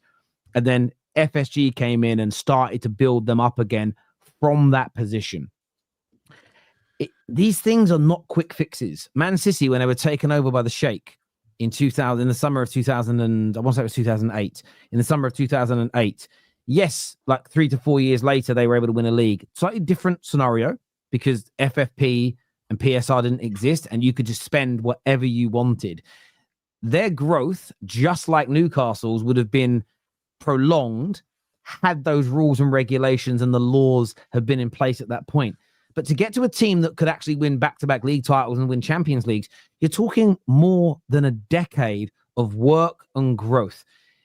Man United are not Bayern Munich in Germany, where we're the only club with that level of money that can spend more than anybody else, can pay better wages than anybody else by a country mile, where you can fix yourselves very quickly. We're in a hyper-competitive league where there are 2 or 3 teams now that earn more than us. There are teams that don't have our debt. It's going to take a long time to be fixed. The idea that any one manager will come in, I've said this every time we've sacked a manager, and this is maybe why I'm tired and get really triggered on this subject. I've said every single time that if we just bring in a manager and then repeat the same mistakes under the previous one, there is no set style of play. We recruit poorly. If we adapt to the players, if player power isn't eliminated, we'll be back in the same scenario again. But what I've said again and again and again, each time it will get worse because we're falling further and further into the mire. And the one area that I will defend Amorim on till I'm blue in the face, we didn't lose tonight and be in this position financially, squad-wise, and where we are in the league solely because Amorim is our manager. To think that is ignoring the root cause problems that have led to this situation. And we do this as a society at large. It's a societal issue. You know, you'll have the new government running the country and there'll be a problem, and we'll forget how we got into so much debt because of the previous knobs that fucked the country up for 20 years before it. We'll ignore that and go, it's all on them. Doesn't mean they shouldn't be criticized, but we always ignore the game state. How do we get into this position? What has come before it? And we have a horrible habit of doing that as football fans. Listen, if you want to get rid of Amorim, that is your opinion. He may not be good enough. But if we bring someone else in who tries to implement a style from day one, until we have adequate players, physically, technically, and mentally, I don't think it matters whether we're 16th or 12th. You're talking a handful of points. For me, this football team needs a reset and has needed it for a long time. And every time we adapt to these players, every time we kick the can down the street, it's going to take us even longer to fix it. We need to put pressure on our owners to buy better players to improve this squad, because you bring better players in, we'll start moving up that league table. Whether Ten Hag was still here, Oli was still here, or Amorim was here, whether or not he's the man to win us the Prem, win us the Champions League, win us another treble, I don't know the answer to that question. But what I do know right now is if we're going to go on your logic, who's better than him that we could actually attract right now? That we could generally make leave a uber successful club in a great position to come and join this situation. Who's that person?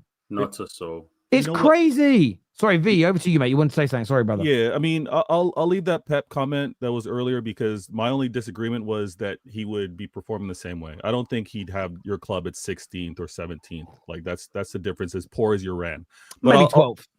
Potato for potato. Maybe. There's a big issue with that logic work here. Maybe. But I want to say this with regards to some of the comments that have happened. And I remember, Terry, you kind of checked me when I was trying to remind United fans, remain patient when the Amorim announcement first came through.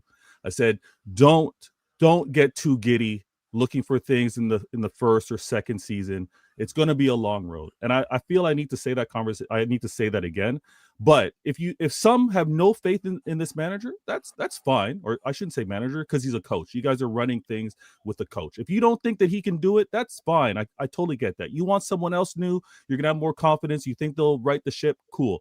But this transformation, you're not doing it with lipo. You're not doing it with BBLs. You're not doing it with pec implants. It's going to take seasons. And it's too much of trying to rush things through. And you guys maybe thinking, oh, we got a little bit of success. Maybe we can fast forward. No. Regardless of what you may see, maybe you get a big result versus a top 6. Does not matter. This is a grind. And when I said I don't think United fans have the patience for it, and maybe it's not you guys on the panel, but I think you guys are too large to have that patience. Absolutely. You guys are too large to have that patience. And I think this is going to be a crazy Groundhog Day. But this, But you know what though? but this is the thing, though. Sorry, Dizzy. Actually, no, you go first. You've been waiting more. I'll speak for me personally. I woke up nervous, right? I said in the group chat, I'm nervous.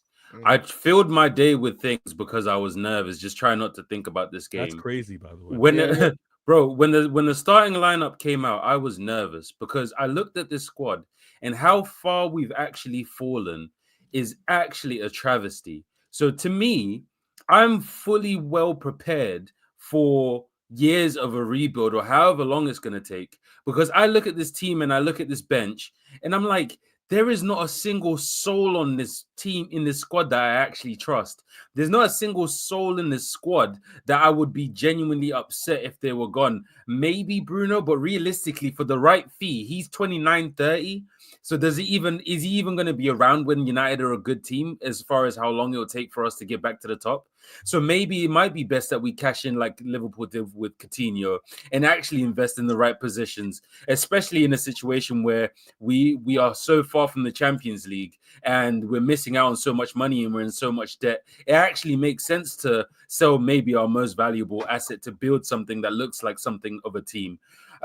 So I'm in no rush, and I'm under no illusion that next season we're going to come into the season playing one game a week, and because we've got one game a week and Amorim actually has time to train the players, we're going to start win. We're going to win the league. We're going to win the league. I'm not under those illusions at all. So I'm fully prepared to be maybe 6th, maybe 7th, maybe 8th next season. That is pushing, bro. That's Worse. But here's my thing, though. Here's my thing. I'm willing to do that. I'm cool because I know it's gonna take time. Me, Terry, DZ, Najee, Cam, Neeks, we all been saying that Indiana, all saying it's gonna take time.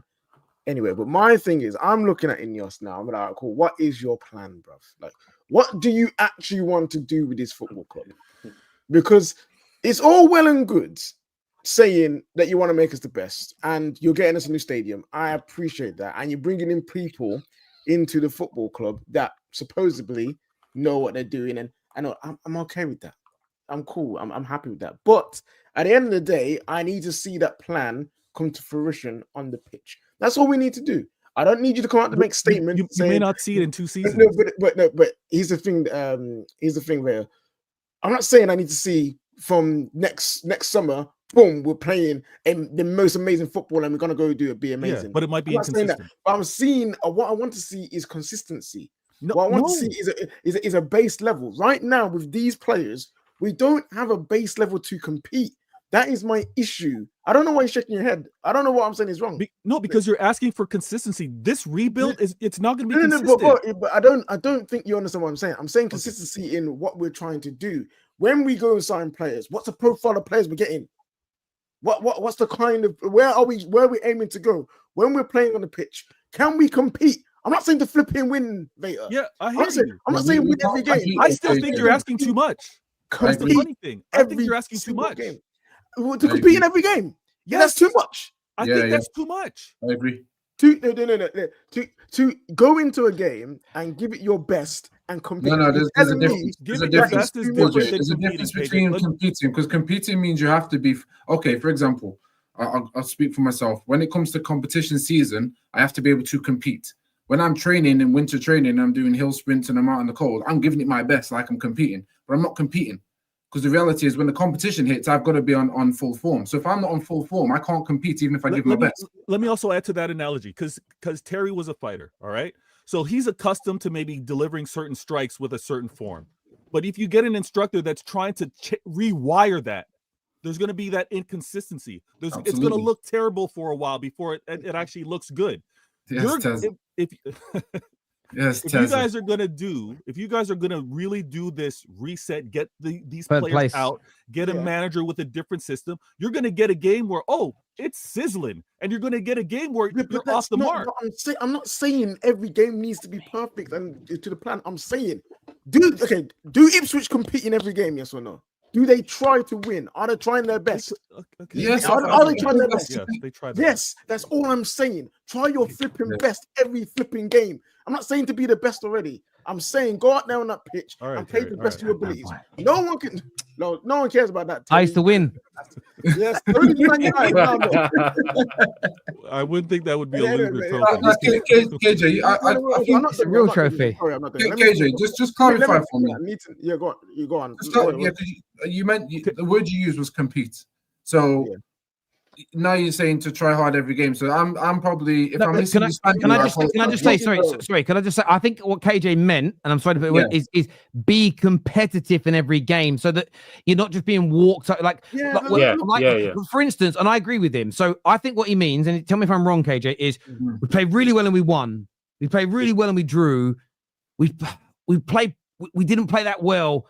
But you know what? We worked hard, we ran, we tracked, we were competitive in the game, as opposed to I don't see what's wrong with saying that we've got to be competitive in every game. But the thing is, I'm not here to say, okay, listen, if we get beat by a better team, we get beat by a better team. I'm okay with that.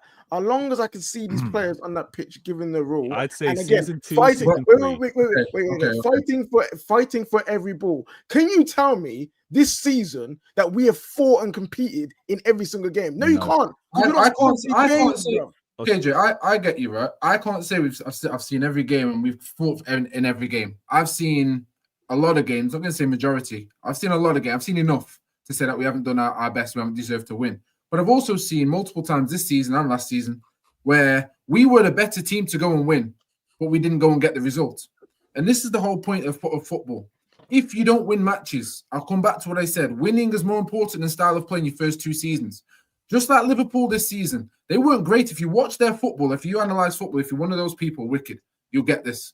Analyze their football and how they were playing. They were not amazing, but they were bagging goals, which bridges the gap of confidence and allows you more time to go and do what you want to do. So when you get up to speed doing what you want to do, it looks like you've had an incredible season. Everyone knows the season's been crap, but Liverpool started the season because let's be honest, and I'm sorry to switch on Liverpool, it's a very valid point in my opinion, is that Liverpool fans are very tribalistic. They will back their manager even if he was shit. Doesn't matter. They're tribalistic. So Klopp leaving as a legend in their eyes, if Slot wasn't winning games, even if he was underperforming, if he wasn't winning games, it would have turned massively. It might have done, but I get where I slightly disagree with you, Sunshine, is when I look at Klopp. I remember when Klopp first came in, and I remember a certain game because I was drinking in Sandplatz. It's gone now. It's so sad it's gone. And then we moved across to Hotel Football. And I was a great day. Funny, one of the guys I used to go to games with, Sid, was messaging me today. He's done up his house amazing, like this bar. Anyway, that's irrelevant. And we were in there, and I want to say they were playing West Brom, and Klopp had only just arrived. And they were like 2-0 up or something. And then they used to get to like the 60th minute and it'd fall away. And I think they went on to lose 3-2. They might have drew 3-3.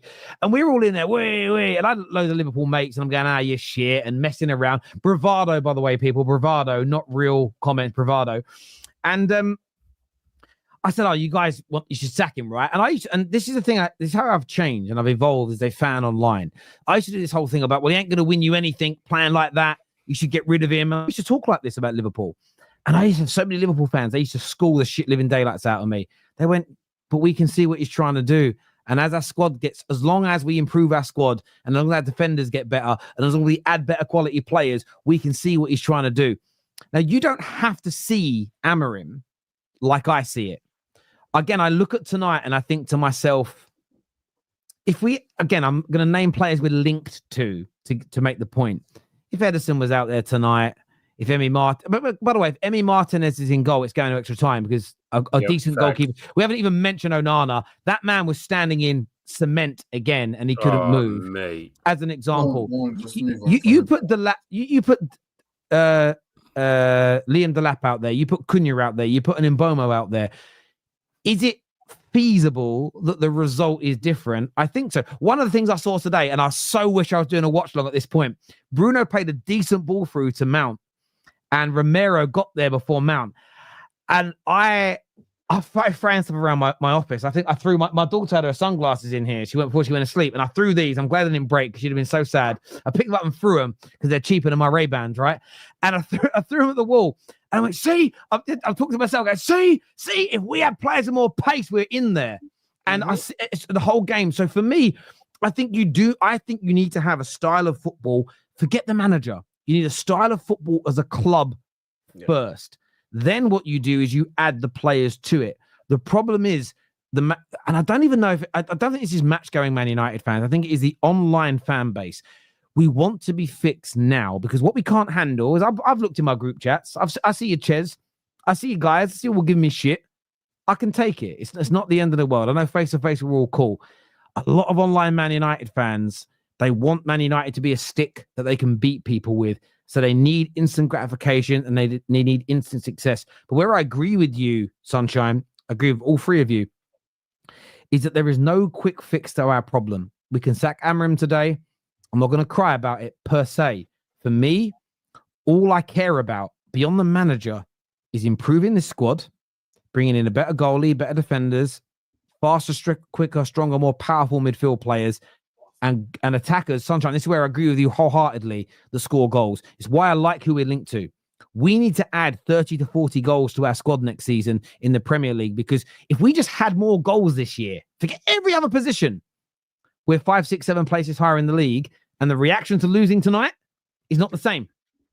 And goals will change games. Let's go to these super chats, because there's a lot of them. I want to get you guys to answer some of them for me as well. We're going to go back to some of the earlier ones.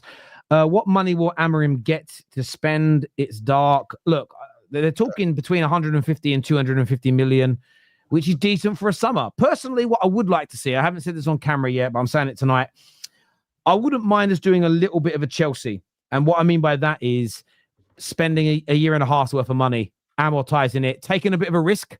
And maybe, but that's where we need the recruitment to be good. As you said, Dizzy, like the signings have got to work. Do you know what I'm saying? And I think that's key. At least Radcliffe won't have to shop at the reduced section for the barbecue. This is true. We save money on the barbecue. That's a great super chat. Shout out to Kate, the only Spud fan with Stones. I will say, by the way, Jacob, Kate, who come on shows, Josh King, that don't come on no more, but always in the group chat. Deji come on a lot when they lost, to be fair, on the terrace. Like the likes of Jerome and others and Kay and a few that are consistently here. A massive congratulations to each and every single one of you, because you're here, win, lose, or draw, good, bad, different. I am gonna say hold it. I'm glad he didn't turn up tonight, because I wasn't going to let the little fucker on. If young Daniel turned up after going missing for 9 months. Man sent me DMs on Twitter. I didn't respond. I was like, this little guy disappeared for most of the season. Now he wants to give me Yeah, you can't. I will say that. I'm going to start getting a bit more panicky on the terrace. You can't be like disappearing for like a whole year when your team's shit and then turning up when you win. Not having it, little man. Europa League can't be champions of Europe, though. Oh, no. That's to Kate's. Yeah, I get that. Yeah, leave it alone. And I can't believe Spurs won. United isn't been improved in its position. United will get better if they won. Spurs will use the final money to tailor Swift concerts.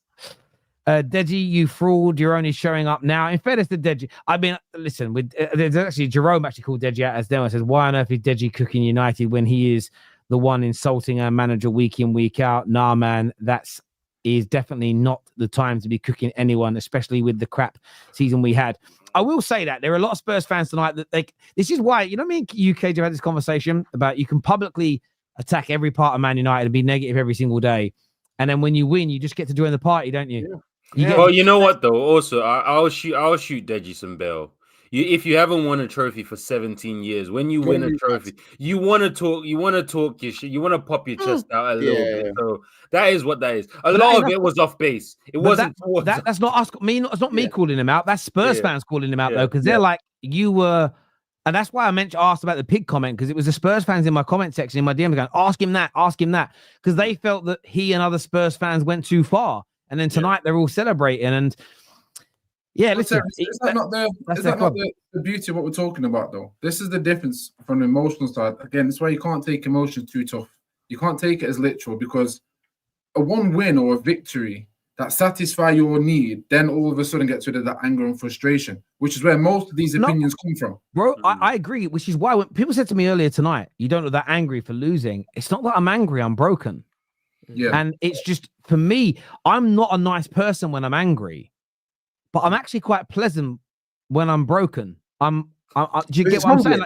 Like equally, it's like I've had a couple of drinks tonight because I started drinking. But if I'd have won, I'd be on the floor now. I'd have been out. I don't drink when I'm sad. Does that make sense? Typically, I've only had a couple tonight because it's the only thing in this room to drink. But I won't it's just there's certain ways I react, and I get it. I do get it, and I think that the emotions that you go through as a football fan are so varied. And the one thing I hold on to is hope, and this is that all this pain we're feeling one day, and it might not be in a year, it might not be in 10 years, but there may be, and hopefully will be a time in the future where all this pain we're feeling now as United fans comes out in joy. I mean, I felt it last year when we won the FA Cup. When we lifted the FA Cup, it was great. I went to the bathroom when you guys were talking. I was standing there going, "This feels like crap." But then I was like, but I was like, last year though, I was buzzing when we won the FA Cup. The year before when we won the League Cup, I was buzzing. And this is the peaks and troughs of football, and you go through it. That's why we watch. Exactly. I will use your logic. You said changing managers hasn't been working, so why try it again? You also haven't bought a good striker all this time, so why will it be different this time? I'll answer that if I may. Go on. So the guys that were buying strikers before was Ed Woodward, the Glazers, and John Murta doing the Murta madness, and the likes. This time we have quote unquote football people making football decisions, quote unquote, who have a clear plan, who have a manager that they hired who they believe in. So apparently, that is all the reasons why it should be different. Will it be different? Time will tell, but that shouldn't stop us from trying. And Terry also wasn't saying we should sack Amorim. Yeah. He just said if they're gonna do it, if they do it, whatever happens, he's not going to be sad about Amorim, the man. Yeah, I've said it 110 times. It's not about Amorim, and I feel like I've said before, like once you get an actual culture in place and a good quality squad, and you can start to see it improve. The only element that been wrong on in the last few years, I didn't think the squad was as bad as we're now seeing.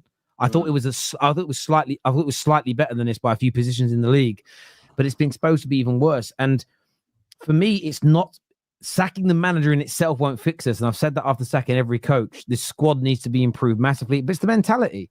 It's the mentality of this squad, and we're nowhere near. But again, tonight, even aside from mentality, the physical element tonight, we were just honestly. You look at. I guarantee if you worked it out on average, they were a couple of inches taller, a few kilos heavier, and a few miles per hour faster than us by and large in every position. And that's something that I really hope our club is looking at, because it doesn't matter who our manager is. We have in Premier League terms, we have such a slow and weak squad. And Amorim has called this out. And the only thing where I defend Amorim is sometimes he says things and I'm like, that's what's in my head. So maybe, but I've equally publicly stated there could be some confirmation bias here. When he was asked after the Lyon game, why can we do stuff in Europe, but we struggle in the Prem? He literally said what I've been saying for months. And you're like, oh, that's how I saw it. Maybe I am completely right. He just said that physically in the Prem, we're nowhere near everybody else. We're in Europe against the European sides. We're as fast or quicker. We're as powerful or more powerful. And were we playing Bodo Glimt tonight, were we playing Frankfurt, I think we win the game because we have more. I don't think people realize how important physicality in sport is. Whether you're a combat athlete, whether it's rugby, the NFL, at the end of the day, you can have a great quarterback. But if one team has the faster, stronger, quicker, more powerful players, that team's going to win. And say you're an athlete, Najee, you're the same. You could have the greatest technique in the world. You do discus, right? Or is it a hammer? Yeah, discus. I wish it was discus. Yeah. You could have the greatest technique in the world, but if somebody is slightly taller, has longer arms, a technique that's similar to yours. I'll give you a prime example. Just in my sport, there's a guy called Lawrence Okoye. He's just broke the British record. Technically, I don't think he's up there at the best. Just go look at the guy. The guy is unreal. The guy he used to play winger for London Irish. He ran 10-9. The guy's about 20 stone of just pure Nigerian mass. Like I physically can't. I'm a big guy, but I cannot compete with that physically. The guy just can throw a plate 65, 70 meters just standing. Do you know what I mean? So I can't compete with that. I can only go off my technique. There's no way I could beat him in a weight room. And that's why I love this is why people get onto me. But why you like PMP so much? Because it's an advantage that you can't account for. And we used to have so much of it, man. We used to have so much in this team. And I know it became a bit of an ugly word, and I got why it became ugly, because some people would only describe a Pogba as power and pace, and they would ignore the technical brilliance of him, and that was frustrating. But it's such an important component to have in the, especially not even just in the modern day game, in history.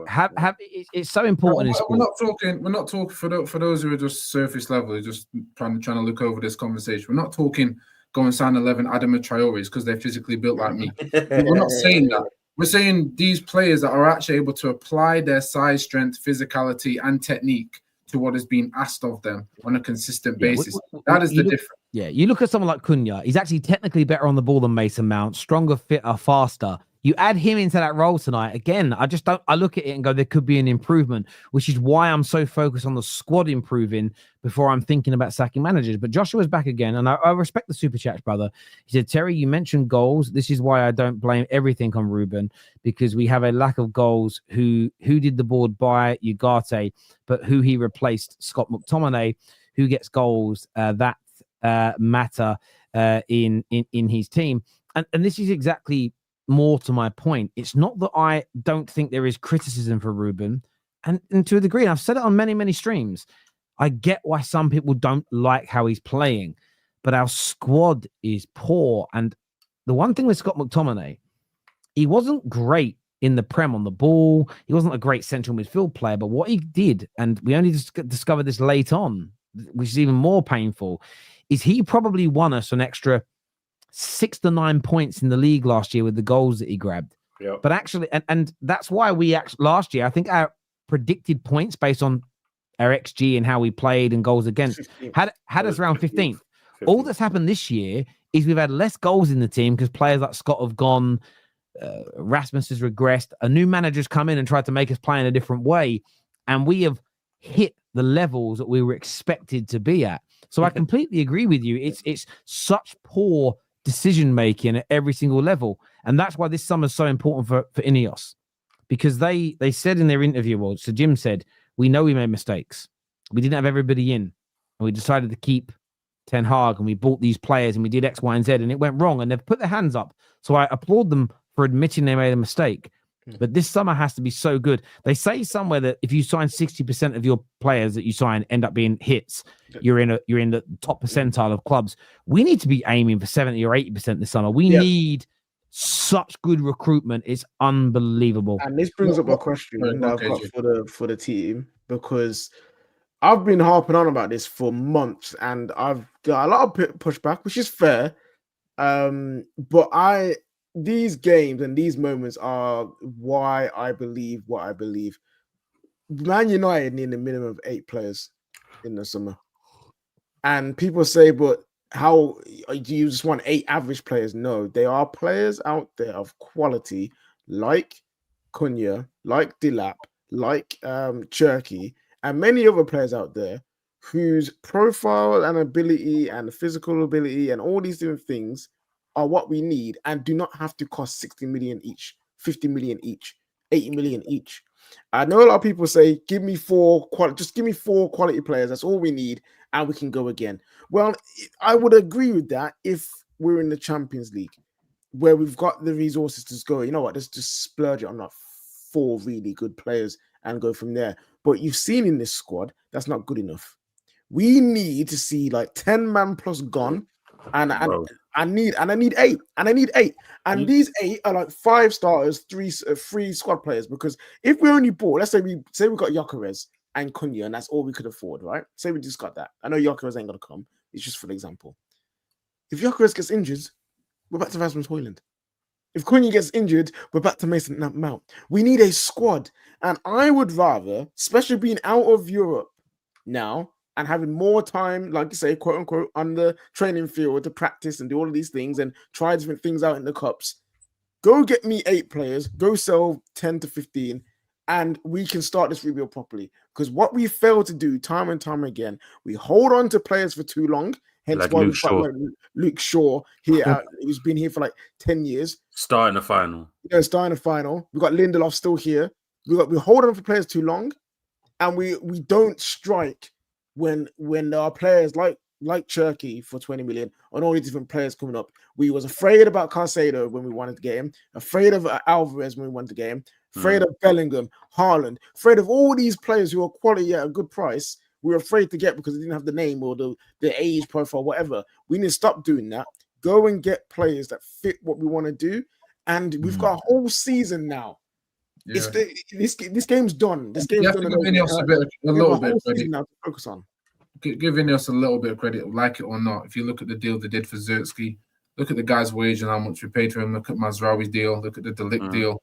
The wages that they're on. These are balanced and sensible deals from a financial perspective, which actually has massive ramifications moving forward. Because if we were to sell Mazraoui on, we probably would make 5, 6, 7 million off him, maybe even a little 10 million off him. We'd be able to, easily do well with his wages, shall we say. If it was Zertsky, who's on about, I want to say 45, 55K. If that's what was quoted and if that's correct, that is another brilliant deal. You look at how Zertsky's playing in the team right now. That is money being saved. So if these players weren't good enough, we have an opportunity to sell them on for a little bit. We're looking at Juventus, looking at Zertsky, already. We could probably cash in there. So I'm not saying we should do that, but what I'm saying is it gives you the opportunity as opposed to let's spend 80 million outright on Harry Maguire and then have to put him on big wages and then we're struggling. Mason Mount is on too much money with a number 7 shirt. We're nowhere near going to make our money back for that. We're not even getting enough money from the Europa competitions. We're already spending 83 million before we even make one transfer or another player comes in, as per told by Sir Jim. So already financially we are struggling. So these types of deals, KJ, you are bang on. These have to happen. Right? We cannot go and buy big names. We've got to go, right, we're going to fight for 8th place. Shit as it is, we're going to fight for 8th place with these signings. We take the banter as it goes, but at least we can have some stability throughout the squad where if these players do improve, we can sell them on, get a little bit of change from it and reset the club because the club does need resetting from start. And you know what's crazy? I mean, we could go on for hours and hours talking about this stuff.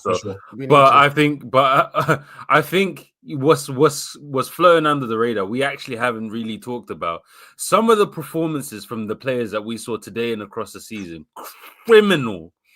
Criminal Onana today from the first minute. I think it was like minute 5. I texted in the group chat. I was like, Onana, boy. That cross. You see that cross for the comfort.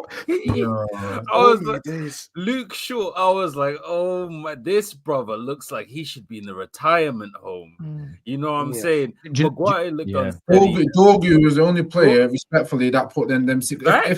If Son had pace, would have been a Mazda because those counters was the only way Spurs were going to do well. But those tackles was Bissaka-esque, in my opinion. And hold on, Yoro, man. Like, before we get, because we need to talk about this, man. We need to talk about him. But Yoro, especially when he was trying to dominate the game, he was one of the only guys trying to actually make things happen that wasn't just crossing. And he was 18 as well. He tried to link players. He tried to drive at the defense. And this is, again, an 18-year-old coming in with his first season and he's trying to hold up the mantle when you've got players in that team who've won Champions Leagues, who've won trophies before him, doing niche. Bruno Fernandes. Okay, let's get on to it because Deji's about to bring him up. I appreciate everything he's done for his club. I really do. And I think the way that Man United fans have treated him over the years has been very harsh. They've said some crazy things about him. And without him, we wouldn't be in the final in the first place. We would. I think statistically we'd be relegated as well. Listen, it is looking bleak without Bruno Fernandes. But there are times where you need to take that risk. And just because he's your best player doesn't mean he needs to be here. If Saudi come in with 100 million, 110 or whatever, Bruno, thank you for your service.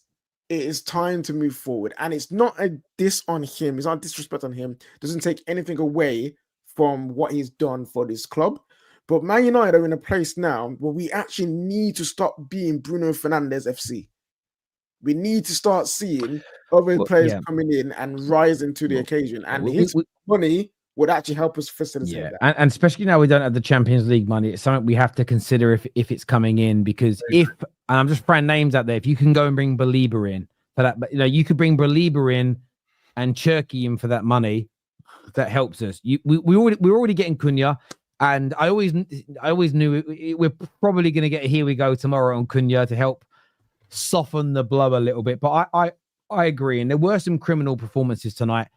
I'll defend Bruno to the extent of tonight being poor doesn't mean or was right all along. I always knew he was crap. No, you've been wrong on many occasions because this man's lifted 2 trophies as the captain and was very good in those games. But we have to start looking beyond him now. And if he can raise us big money, we have to think about it because money is a very, very important component of us getting better. There is no doubt. And O'Malley says financial wise, like where are United? Well, look, we're not in a great position. Again, I'm not going to blame INEOS for that. And I'm not going to blame Amorim. I'm blaming 20 years of malpractice, but that's all been forgotten about, supposedly. That statement from Amorim is more than a trophy for me. We know who's a winner and who are the bottlers. We need the leadership to do what's right. And look, you're back in Amorim, and I appreciate that. He's got to learn. Look, I will say this about him tonight. He certainly made some mistakes. The only thing I disagree with, I heard the commentator say, oh, Ugarte was so good in a lot of them games. Ugarte in the first 25 minutes in that Bilbao game away from home could have cost us the tie. So there's a little bit of like, I know he ended up getting 2 assists in the game, but I think there was an element in there of like, you're doing too much. He went with the big mistake where I really will criticize Amorim tonight. He did a little bit of a pep in a final. I think I think he did a bit too much. I think he should have gone with Ugarte and Cass in the middle, even though I don't think or Mainu should have put Bruno in the 10 instead of Mason Mount. Because I don't think Mason Mount's that good. Never have done. Where Mason Mount is effective, and equally the commentator thought wrong. Oh, Garnacho should have started. No, Garnacho is often I think Garnacho is really good against tired legs. But Mount coming on, Garnacho coming. I wouldn't have started Shaw either. I really wouldn't have started Shaw. I would have brought Shaw on for the left wing back role for the last 30 minutes of the game and just said, fucking blow your load, mate. Fucking if your hamstring snaps, don't worry about it. But do not blow your load. But like, you know what I mean? Leave your bollocks out there. That's worse. Like, do you know what I'm saying? Like, go out there and just like give it your all. Don't feel bad. Jiminy here says, don't feel bad for United fans. If we had lost, we'd have been having the exact same conversations. It's just our day today with the little magic. And look, I'm taking nothing away from Tottenham. Absolutely. At the same time, the goal was very, like, this is where, at the same time, I think a better squad is why I focus on it. The goal they scored was fairly fortuitous, but equally, like the way Van der Ven cleared that goal, this is what I mean by athleticism. Do you think Maguire is getting to that? Do you think Lindelof? I like Lisandro Martinez. He weren't even playing today. But do you think Maz or Lisandro Martinez? The only player we've got that could do that is Yoro. No. Low key. No. Martinez could do it. Martinez could do it. He's got hops. Yeah, but his legs might be long enough. He's got hops. Oh, you're telling me he's spreads? He might, but he's got little legs, right? But you see my point here about physicality. He's not doing that. The save Vicario made from Shaw, you know, like me, Onana isn't quick enough to get down to it. And this is why I can criticize the manager till I'm blue in the face. But we need better football players first before anything for me. This might be the reality check United need. Can't run now. INEOS better do whatever it takes this summer. Break PSR if needed. Well, I'm going to lie. I think that you should. Screw it.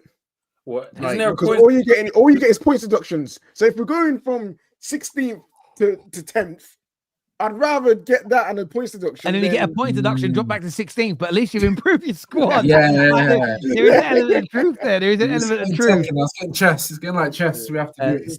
CFC here says, thank you, Spurs, for saving football. No more free passes for the Gucci Graham Potter.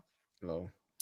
I will say the only other thing that annoyed me tonight is if you're going to wear the Man United suit, wear the full suit, bruv. No t-shirt things. Yeah, facts. Enough respect, Terry, but I'm loving these United faces on display. Hold that, PSG Gunner fan.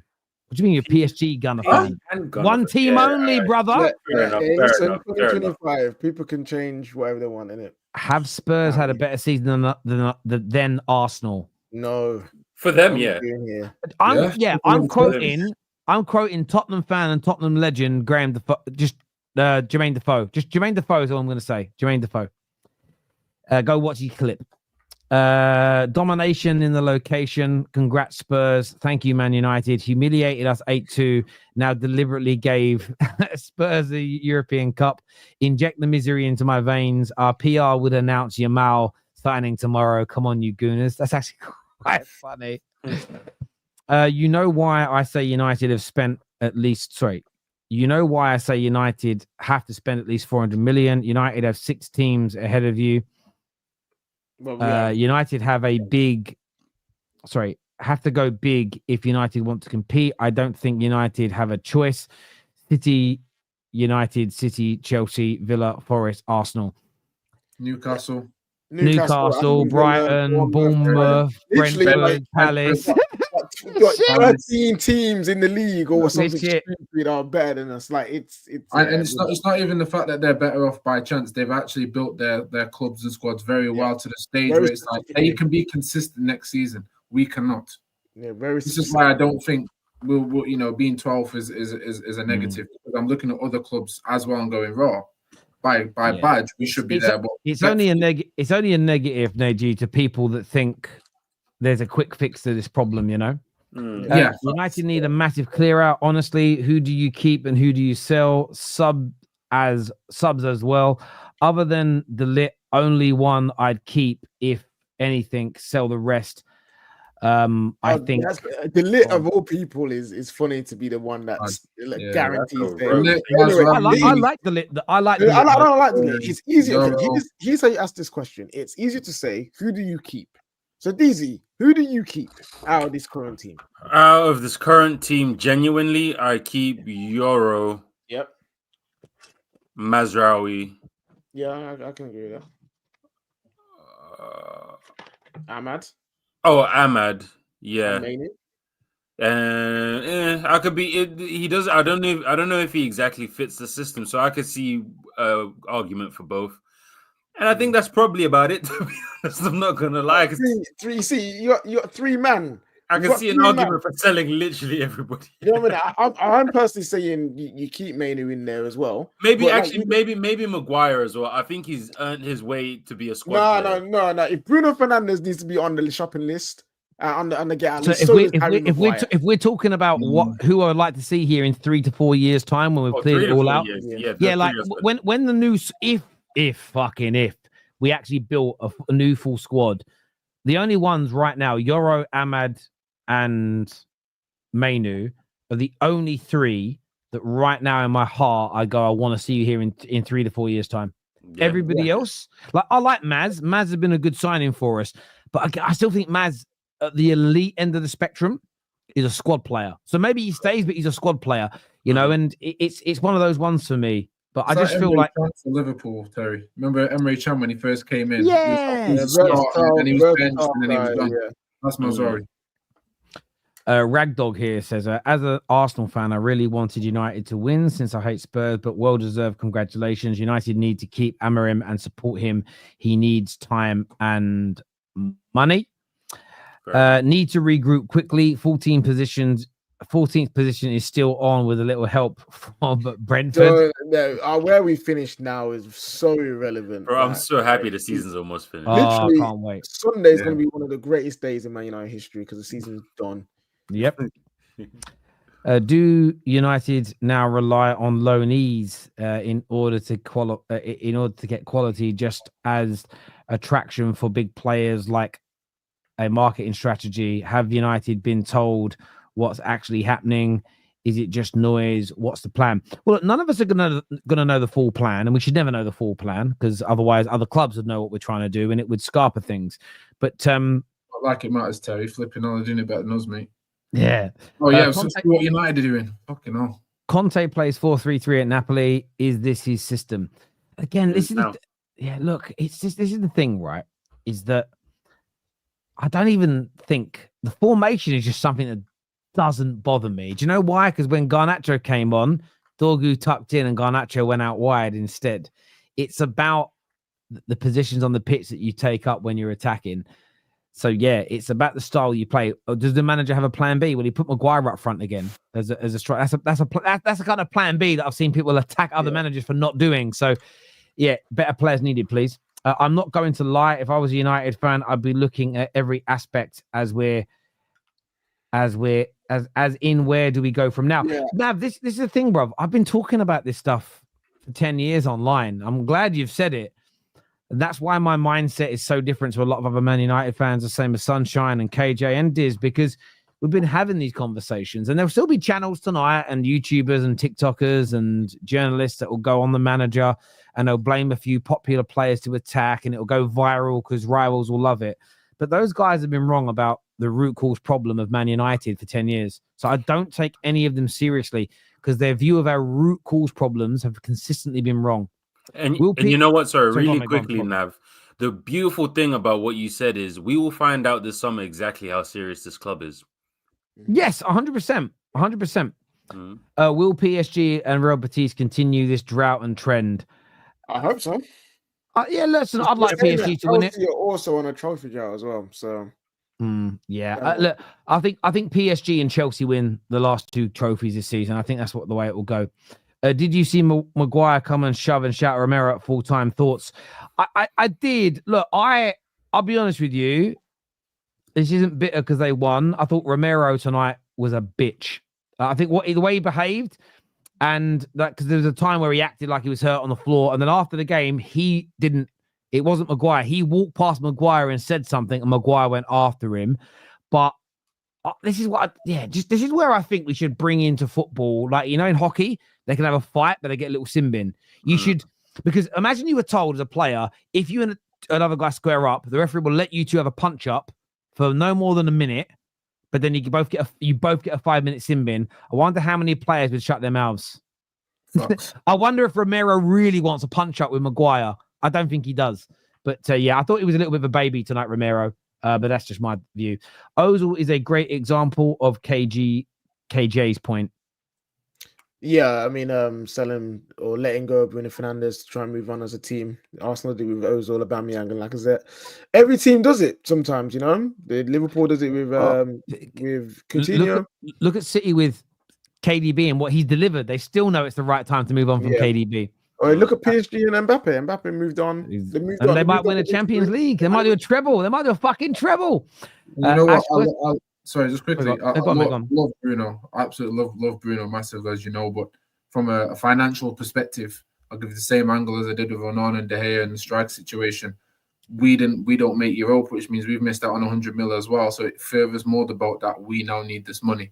So respectfully, you move on from Bruno. You have to then go replace him with 2 or 3 players that do his defensive work, his leadership, and his scoring. But I'd rather have extra goals around the team and creativity around the team than just through him. Do you know what I mean? So why not? I agree. Ashworth, who specialized in these situations, set out a realistic plan on where we are, and we fired him. Would you have accepted Gareth Southgate as the manager? This is the thing. The way it's kind of been suggested was bring in a manager, adapt, and then change again later. This is why I still have some hope, because they rejected the notion of repeating the same mistakes of the past. Bring in a manager, adapt to the players, and go for the implementation and change later. But we'll see. At the end of the day, you know, we've been in this situation now for 12 years. It isn't getting any better. We'll hold it as Man United fans, but I'm never going to stop supporting the club. I'm never going to stop giving my opinions. I'm going to end the show, though, by saying congratulations to Tottenham. Absolutely. Congratulations to them. They deserved it tonight. Boys, thank you for joining me. To all of our super chatters, there's been so many of you tonight. Love and respect from me. A big shout out to everyone who's hit the like and the share button. But until next time, take care. Goodbye. God bless. To Hassam's channel. Yes, he's going to a Sam stream if he's still live. And I'll see you all again soon. Cheers, people.